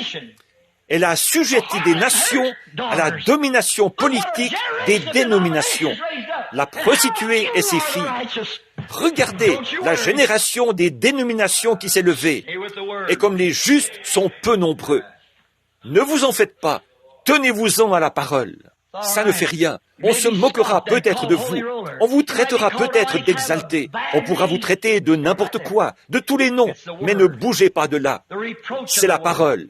L'opprobre de la parole. Ce qu'ils diront de vous. Un jeune homme. Il est peut-être ici ce matin. C'est un de mes amis. Jim Poole, le jeune Jim, sa famille. L'autre jour, on lui a demandé, il avait été baptisé ici. Quelqu'un lui a dit, si tu voulais te faire baptiser dans une assemblée, pourquoi tu n'as pas choisi une grande assemblée? Ou quelque chose comme ça, voyez? Mais il a vu la lumière. C'était réglé.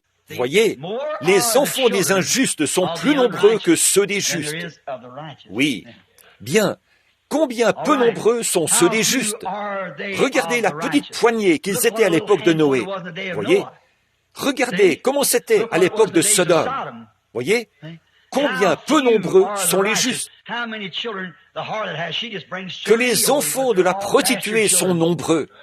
Elle fait des enfants n'importe comment. Mais ce sont tous des enfants bâtards. La prostituée produit des prostituées. La chienne produit des chiennes. Et le Christ produit des oins. La Bible produit des justes. Il faut donc nous faire à l'idée d'être un petit nombre. Quel merveilleux produit de la grâce. Regardez la glorieuse assemblée d'Éphèse. Ils n'étaient que 12. Oui, regardez le groupe qu'on a aujourd'hui à côté d'eux. Oui, il n'y avait que 8 âmes à l'époque de Noé. Il n'y en avait que 5 à l'époque de Lot. Non, 4. Lot, sa femme, ses 2 filles. Et elle est devenue une statue de pierre après être sortie pour avoir regardé en arrière. En réalité, il en est sorti 3 en ce jour-là. Et Jésus a dit, ce qui arriva en ces jours-là, il nous appartient de veiller et de prendre garde. Combien peu nombreux sont les justes. Mais, comme toujours, les moqueurs doivent jeter l'opprobre. La stérile, il faut d'abord subir l'opprobre de la stérilité. Oh, il faut vraiment que je me dépêche. On va donner un coup de main pour ces enfants. Je vous demande juste un peu de patience. Voyez, les hommes sont toujours les mêmes. Là, je vais encore dire quelque chose. Et j'aimerais que vous, et je ne sais pas si c'est enregistré ou pas, mais si c'est enregistré, j'aimerais que vous m'écoutiez bien. Vous qui écoutez la bande, ne manquez surtout pas ça. Méditez-le bien. L'homme reste ce qu'il a toujours été.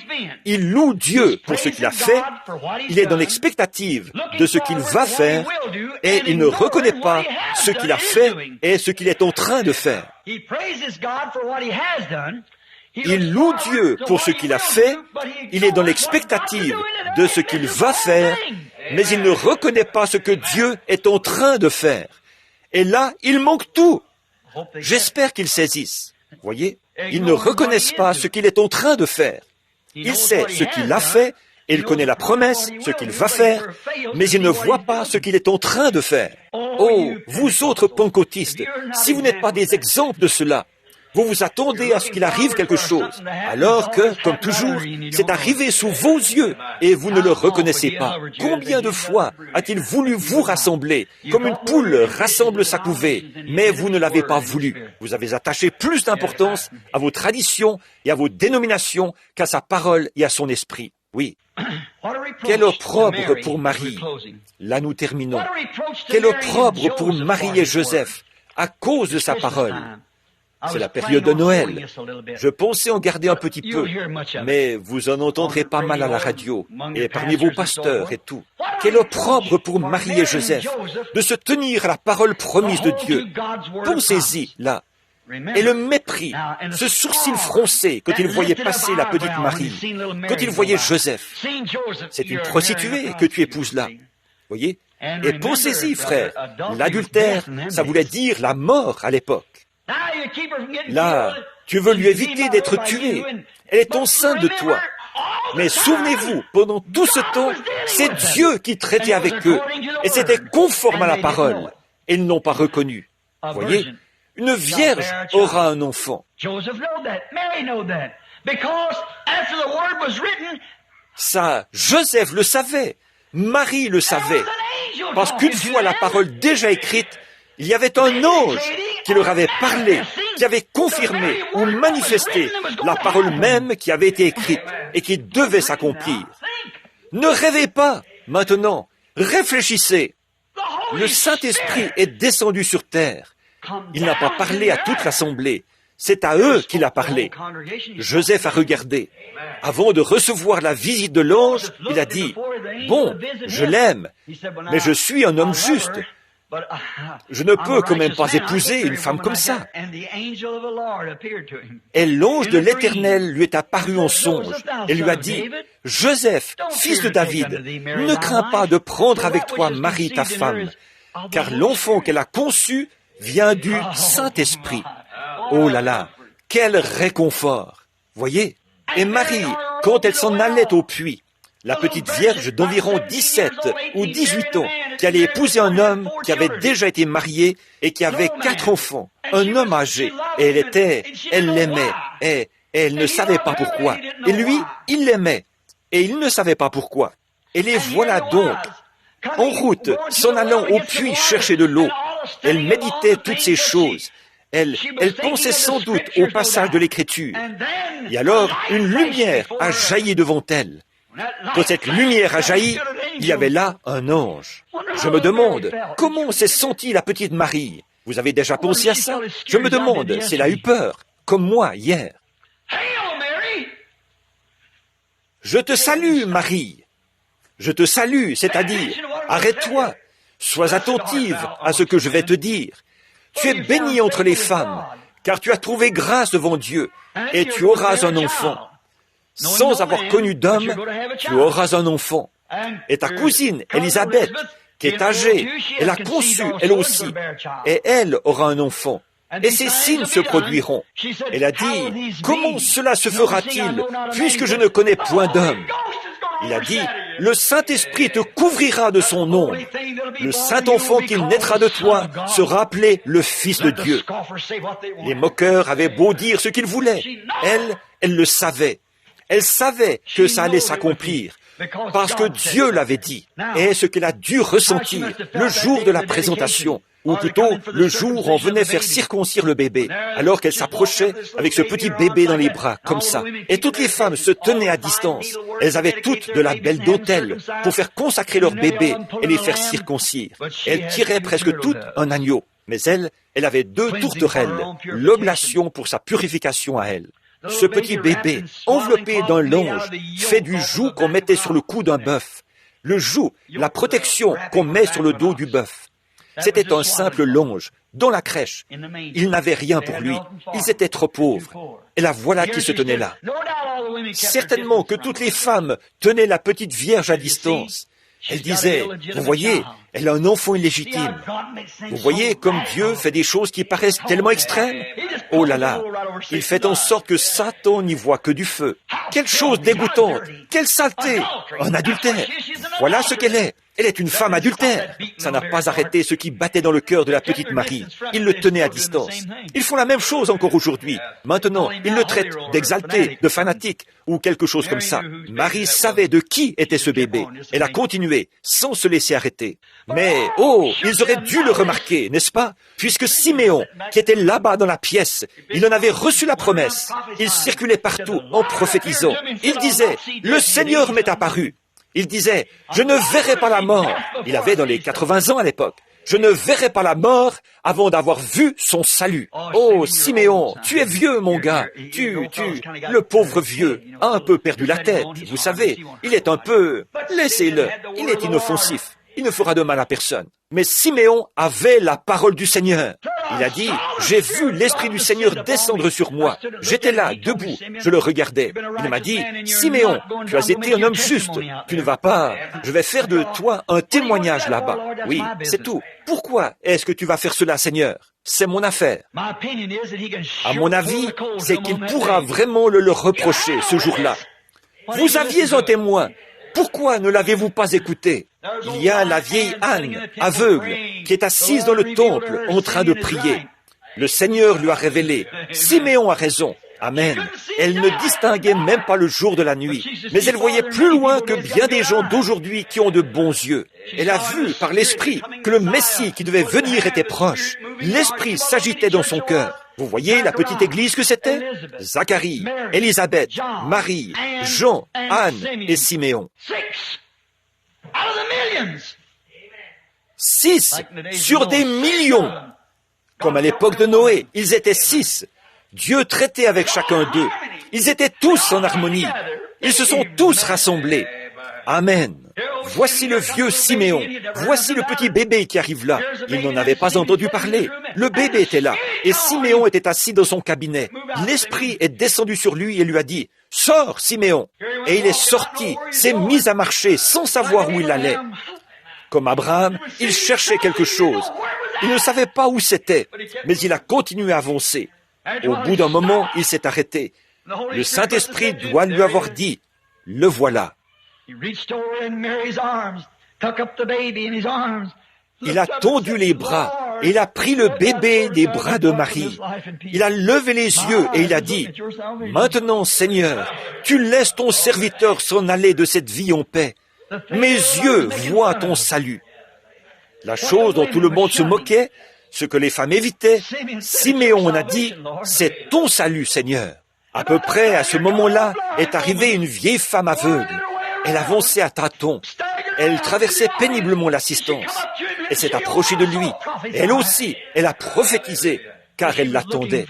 Elle a dit à Marie, « Une épée te transpercera le cœur. Mais voici ce qui dévoilera les pensées de beaucoup de cœurs. » Vous voyez? Qu'est-ce que c'était? Bon, je pense que certaines de ces femmes disaient, « Vous voyez ça? Vous voyez quelle catégorie de gens c'est? C'est ça, vous voyez? Voilà ce que c'est. Vous voyez ce qu'il en est? Ce vieillard, il est complètement dérangé. Le voilà qui est allé vers cette prostituée et qui se met à dire une telle chose. C'est ça. cet enfant illégitime. Regardez-moi la vieille Anne, qui reste tout le temps assise là-bas, à se laisser mourir de faim et tout, comme ça. Elle ne s'amuse pas comme nous, mais c'est ça, voyez. Elle aurait pu faire partie de toutes les bonnes sociétés de ce pays. Elle vient d'une bonne famille, voyez, et elle pourrait être dans ces milieux-là. Mais la voilà. Vous voyez, comme ce groupe de gens-là se réunit.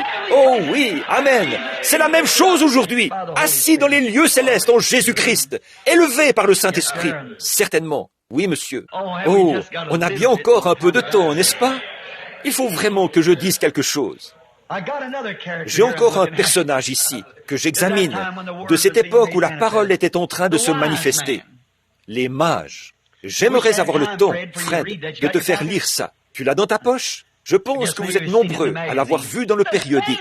Cette chose que le Saint-Esprit a prononcée là-bas, au bord de la rivière, il y a 33 ans. Ils viennent de le reprendre, le 9 décembre. Et ils prouvent la chose par l'astronomie, en montrant que Jupiter et ses étoiles étaient bien en conjonction.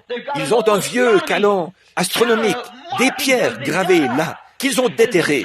C'est exactement à ce moment-là que cette conjonction s'est faite, dans cette constellation d'étoiles, et qu'elle s'est montrée en plein sur Babylone. Et les mages ont suivi cela.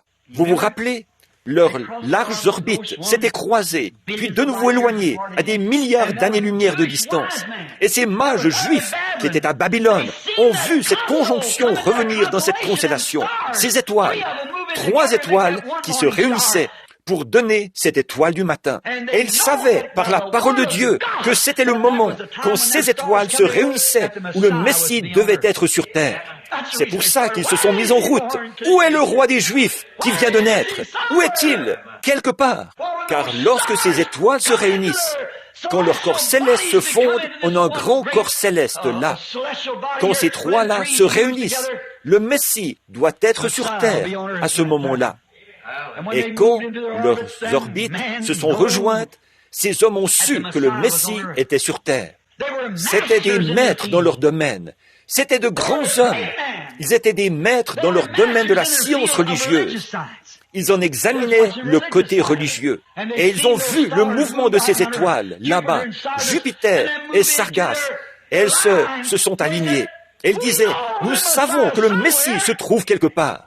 Il doit donc être à Jérusalem, puisque c'est la capitale de la religion du monde, de la religion du Messie. C'est leur siège social. C'est le siège social des dénominations. C'est là que les grands groupes ecclésiastiques siègent. Et ils ont voyagé sur leurs chameaux pendant 2 ans. Ils ont traversé le fleuve Tigre, les marécages et les jungles.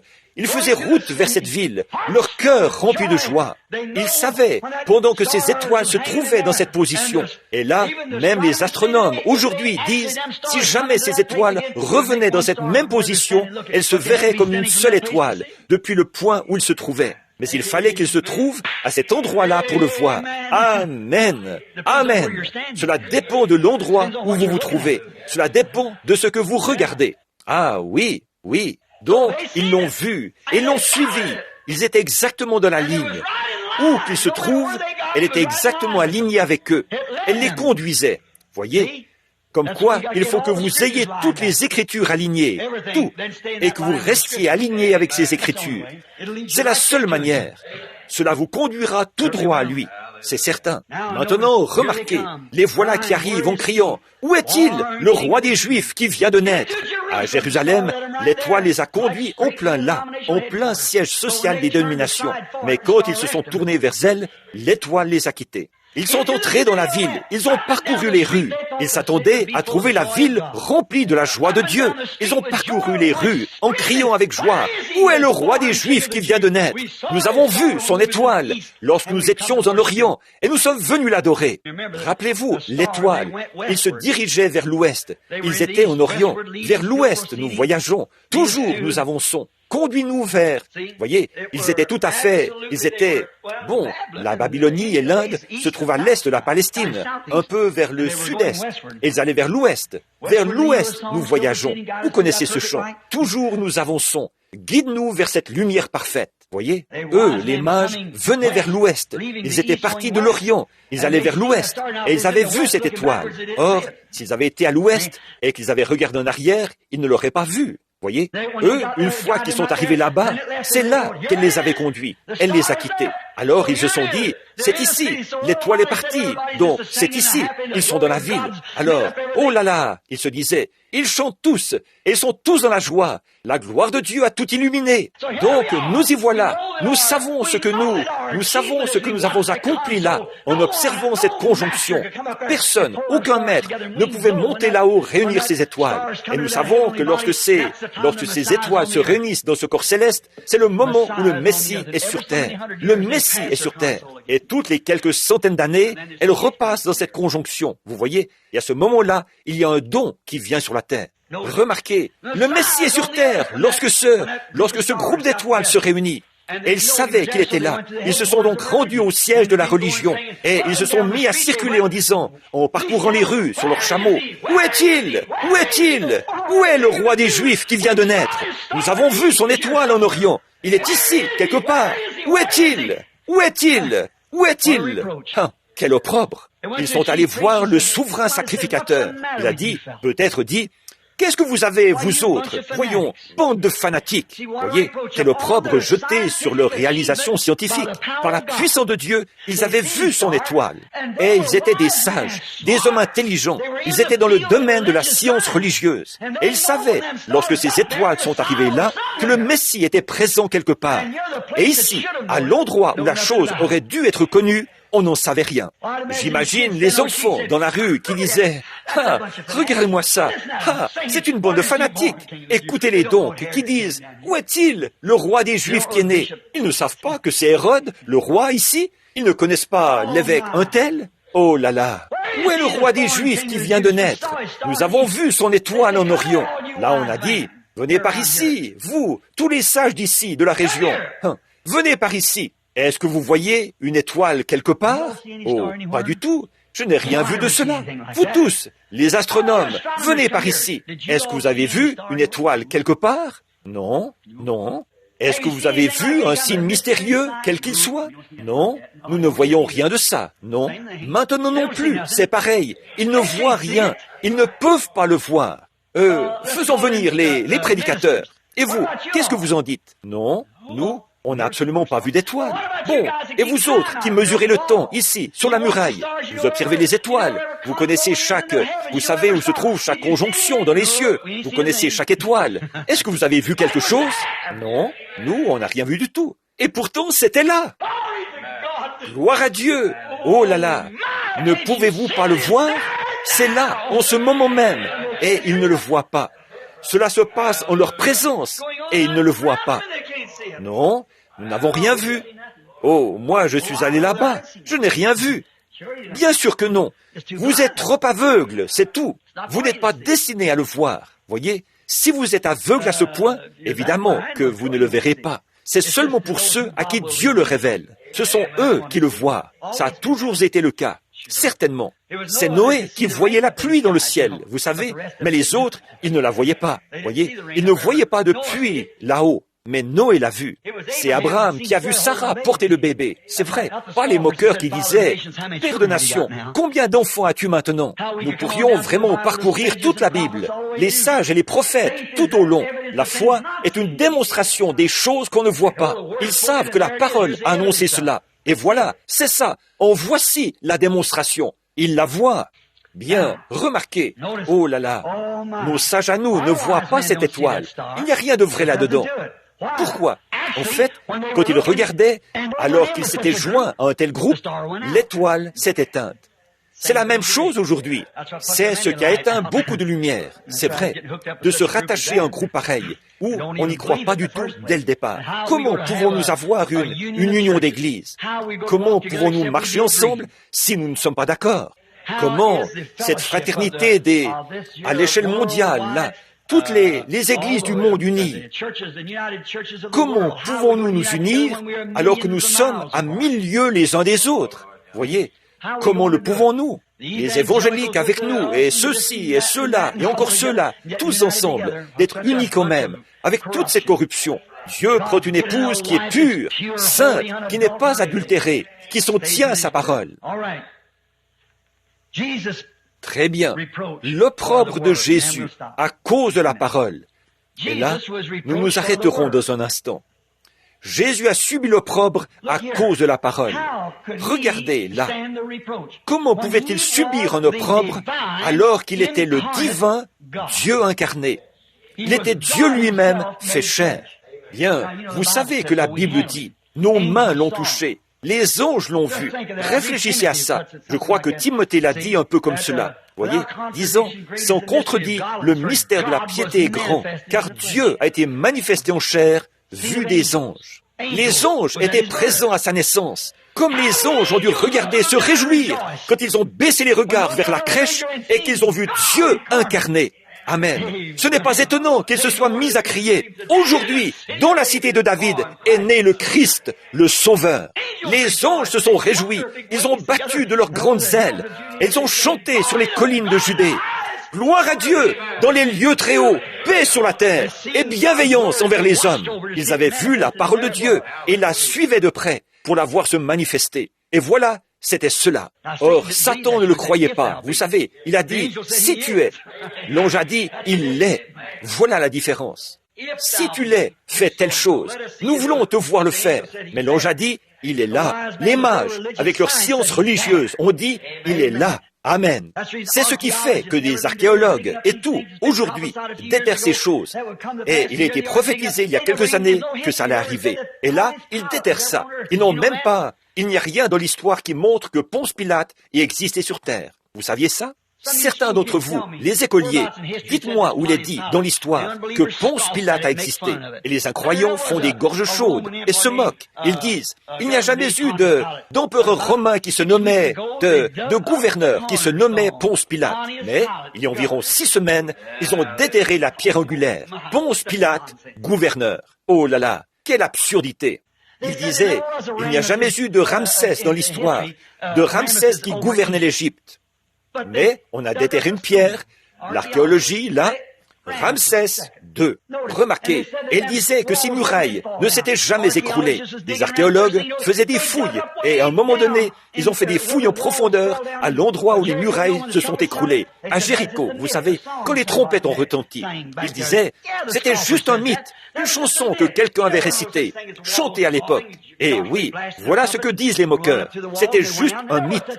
Ça ne s'est jamais produit. Les murailles qui s'écroulent, et Josué qui sonne de la trompette, et s'approche des murailles, et qu'elles tombent. Ça ne s'est jamais produit. Et un éminent archéologue chrétien a poursuivi les fouilles, parce qu'il savait que ça devait être vrai. Il a creusé une dizaine de mètres, plus bas que les autres. Les murailles étaient là, écroulées sur elles-mêmes, exactement comme la parole l'a dit. Il disait, ce n'est pas vrai que David jouait de son instrument, une harpe à cordes, parce que les instruments à cordes n'ont été inventés qu'au XVe siècle. Il disait, ça n'a jamais été vrai. Les archéologues chrétiens ont fait des fouilles en Égypte. Il y a 4000 ans, il y avait déjà des instruments à cordes. Amen. Oh là là. Il disait des enfants hébreux qui faisaient des pierres et des choses comme ça avec de la paille. Ça n'a jamais existé. Les archéologues ont fait des fouilles là-bas. Qu'est-ce qu'ils ont trouvé? C'est scientifique. Qu'est-ce qu'ils ont trouvé? Les murailles de la ville que les Hébreux avaient construites. Les pierres du premier rang, il y avait des pailles de grande longueur dedans. Celles du deuxième rang, il y avait des petits bouts de chaume dedans. Et celles du troisième rang ne contenaient pas de paille du tout. Oh là là! Les nations se disloquent. Israël se réveille. Signe que les prophètes ont prédit. Oui, monsieur, tout cela, c'est maintenant arrivé jusqu'à nous, frères et sœurs. Pourquoi donc, au cours des dernières années, le monde du cinéma a fait des choses qui n'avaient jamais été faites auparavant? L'histoire des 10 commandements par Cécile DeMille est passée à l'écran. La vie de Jésus-Christ dans Ben-Hur est passée à l'écran. Le grand pécheur, la conversion de Pierre est passée à l'écran. Et toutes ces productions religieuses que le cinéma a refusées et salies et rejetées. Mais malgré cela, Dieu, par sa grande puissance, en fait la diffusion sur une grande échelle. Maintenant même, ces choses qui ont été dites il y a quelques années, moi, un humble petit serviteur de Dieu, j'ai dit, il y a eu une lumière qui était là, qui m'a parlé et qui m'a annoncé les choses que je dois faire. Les gens ont ricané en disant, il n'a pas toute sa tête. Oh, voilà la photo. La science l'a prise. Elle est là. C'est la vérité. Je disais, cette femme est recouverte de l'ombre de la mort. Ils ont dit, une ombre? Voyons, c'est absurde. C'est une invention de son esprit. C'est sur photo. Dieu fera crier les pierres. Il peut faire ce qu'il veut. Jésus, l'opprobre à cause de la parole. Le divin Fils de Dieu se tenait là. Emmanuel. Quel opprobre. Il s'est laissé lier par les pécheurs incroyants, cracher au visage, arracher des poignées de barbe et mettre au défi de réagir. L'opprobre à cause de la parole. Oui, quoi? Afin d'accomplir la parole du Père. Oh, mais rappelez-vous, il doit subir l'opprobre de la mort. Dieu, lui qui ne peut mourir. Pourtant, il était le seul qui pouvait mourir pour sauver un pécheur. Aucun autre, aucune deuxième personne, aucune troisième personne n'aurait pu le faire. Dieu lui-même était le seul à pouvoir le faire. Et il était là. Il disait, personne n'est monté en haut, si ce n'est celui qui est descendu d'en haut, le Fils de l'homme, qui est maintenant dans le ciel. Amen.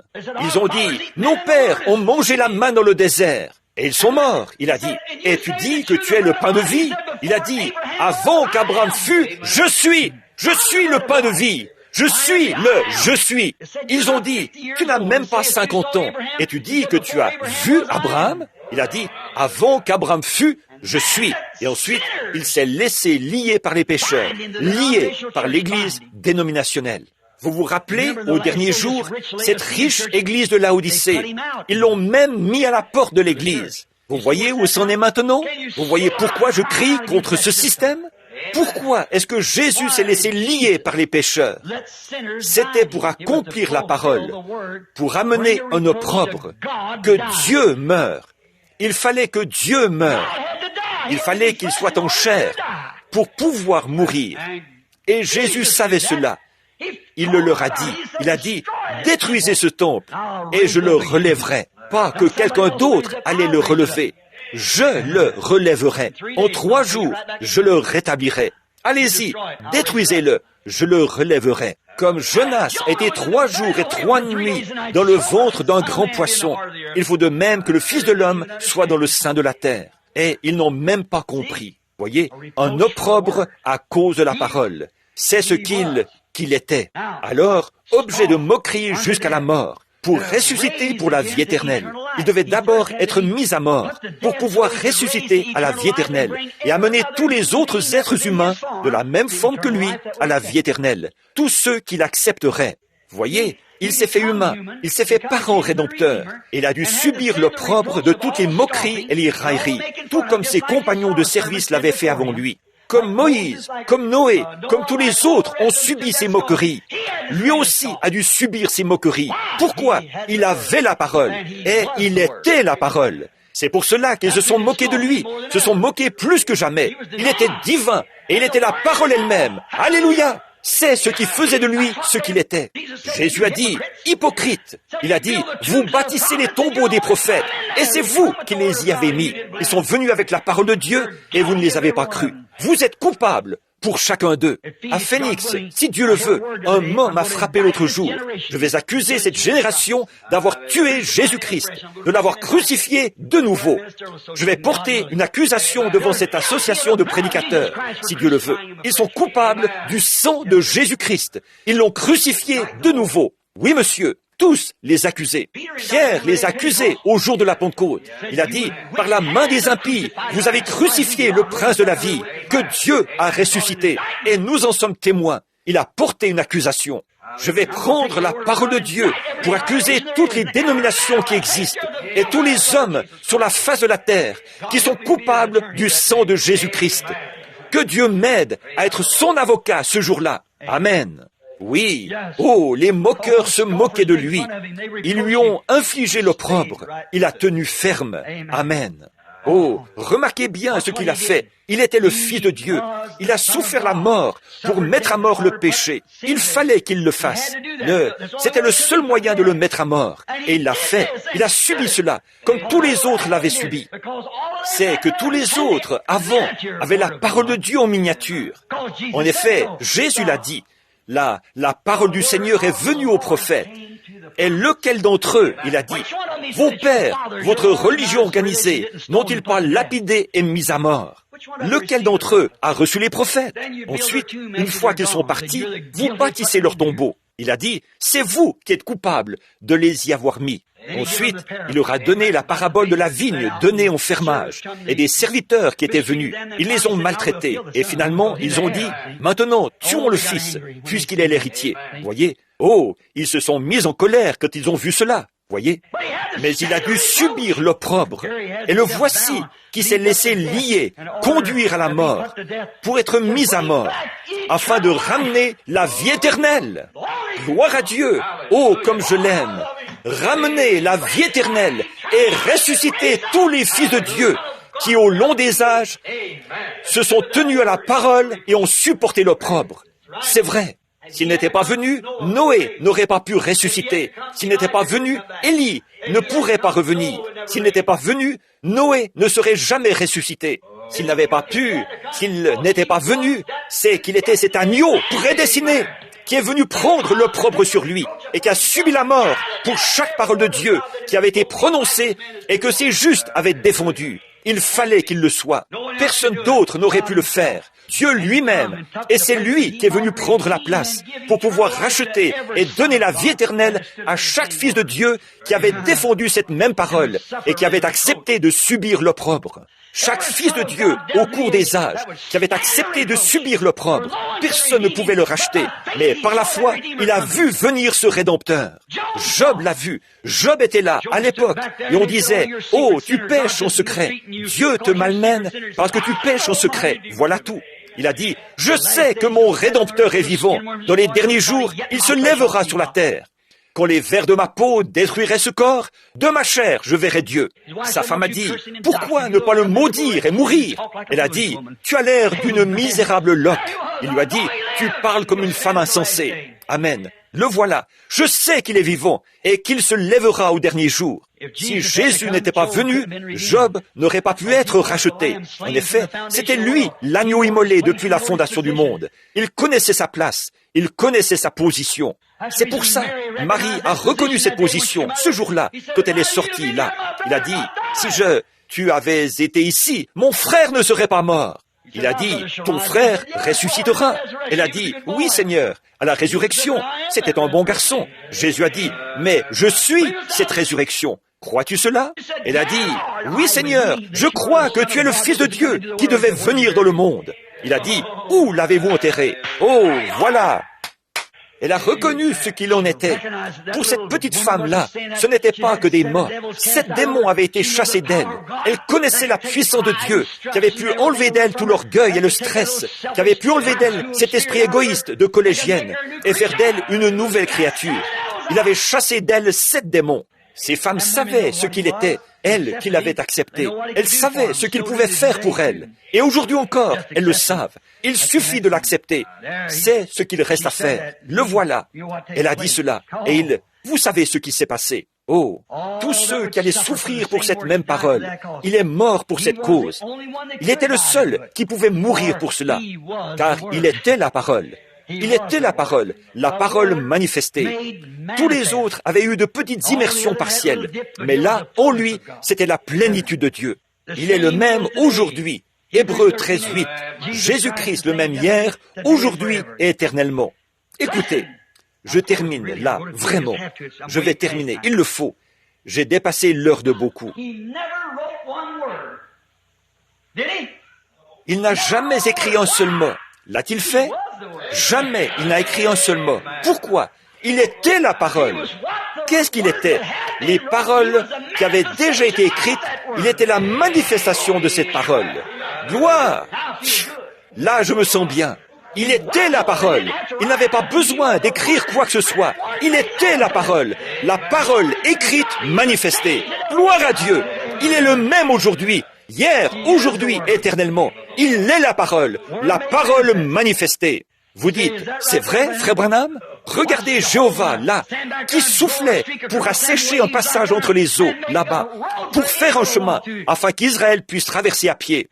Regardez Jéhovah en chair, qui dit, silence, tais-toi, quand les vagues battaient les côtes dans la tempête et que le diable agitait tout comme ça. Il a dit, silence, tais-toi. Et ils lui ont obéi. Les vents et tout, il était Jéhovah.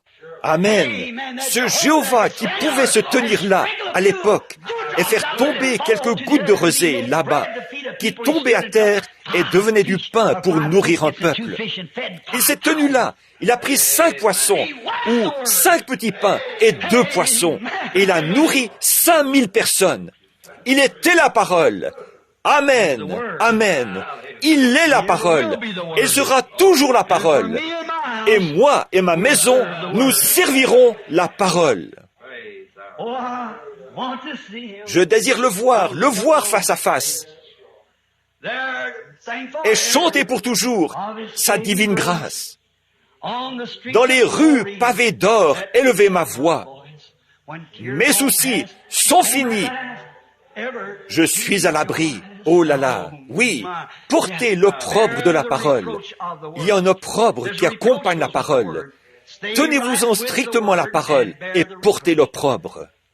Prions.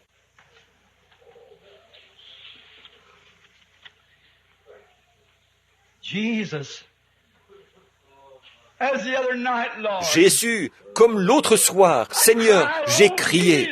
Oh, Jésus, que veux-tu que je fasse? Qu'est-ce que je peux faire, Seigneur? En voyant ces choses et en sachant dans quelle heure nous vivons, qu'est-ce que je peux faire, Seigneur? Qu'est-ce que je peux faire? Je prie pour ma petite église ici, Seigneur. Je repense aux petits oiseaux de la vision, les choses qui se sont passées. Et les autres oiseaux, là, c'était de grandes choses. Mais de ceux-là, il y en avait 3 rangs, Seigneur. Mais quand ces anges sont arrivés, il ne restait plus d'oiseaux. Ces petits messagers étaient merveilleux, Seigneur. Mais je crois qu'il y a quelque chose qui est sur le point d'arriver. Qu'il en soit ainsi, Seigneur. Façonne-nous et forme-nous comme tu le veux. Nous sommes l'argile. Tu es le potier. En cette veille de Noël, Seigneur, nous sommes reconnaissants pour le don de Dieu, pour ce que Dieu nous a donné. Bien que ce soit, nous le croyons dans notre cœur, une superstition païenne, ce jour de Noël qu'ils ont essayé d'arranger et dont ils ont fait une sorte de messe, une messe pour Christ. Mais nous ne venons pas dans la veine du Père Noël, des sapins de Noël et des décorations. Mais nous venons au nom du Seigneur Jésus pour adorer le Dieu du ciel qui s'est incarné, qui est devenu chair comme nous et qui a habité parmi nous pour nous racheter et qui a subi l'opprobre du nom, qui a subi l'opprobre de la croix, laissé une institution mondaine mettre à mort Emmanuel, afin qu'il puisse nous conduire à la vie éternelle. Qui sommes-nous, Seigneur? Qui sommes-nous pour fuir l'opprobre? Ô Dieu, fais de nous de vaillants soldats. Je te remets ces paroles, Père. Elles étaient peut-être un peu décousues, car je suis fatigué, et là. Mais, Père, récompense ces gens pour être restés assis à écouter, et que la puissance qui a ressuscité notre Seigneur, et qui nous l'a présenté comme sauveur en ces derniers jours, qu'elle fasse que chaque esprit ici, Seigneur, perçoive vivement combien la venue du Seigneur Jésus est proche. Qu'il en soit ainsi, Père. Guéris les malades et les affligés qui sont parmi nous. Pense les cœurs brisés. Seigneur, nous avons traversé tellement de choses. Mon cœur porte tellement de cicatrices, Seigneur. Des durs combats. Je suis un vieux combattant. Aide-moi, Seigneur. J'ai besoin de ton aide. Peut-être que tout cela, cet entraînement, a rempli un but. Je l'espère, Seigneur. Aide-moi, ô Dieu, et aide cette Église. Bénis-nous tous. Bénis les petits enfants. Je pense à tous ceux aujourd'hui, les petits, les pauvres petits, qui ne recevront rien là-bas. Je te prie de les accompagner et de les aider. Donne-leur la vie éternelle, Seigneur. Voilà le cadeau de Noël que nous voulons. C'est la vie de Jésus-Christ. Qu'elle règne et gouverne dans mon cœur. C'est ce que je veux, Seigneur. Bénis-nous tous maintenant. Nous te remettons ces paroles. Qu'elles tombent là où elles tomberont, Seigneur. Partout où il y aura un cœur ouvert, qu'elles apportent un glorieux moment de salut. Au nom de Jésus. Amen. tous ceux qui, combien l'aiment. Pourquoi t-on nous presser, d'ailleurs? Oh, je l'aime. Seigneur, que veux-tu que je fasse? N'oubliez pas les réunions de ce soir. Vous savez ce que Noël signifie maintenant? Oh, mon cadeau de Noël, c'est ceci, cette parole. Seigneur, si seulement je peux m'enlever du chemin pour que ta parole puisse exprimer tout cela, s'exprimer ici, c'est la chose la plus grandiose que je connaisse. Maintenant, je pense qu'ils ont des choses qu'ils veulent offrir aux enfants. Bien, je remets la réunion à Frère Neville. Que Dieu vous bénisse, Frère Neville.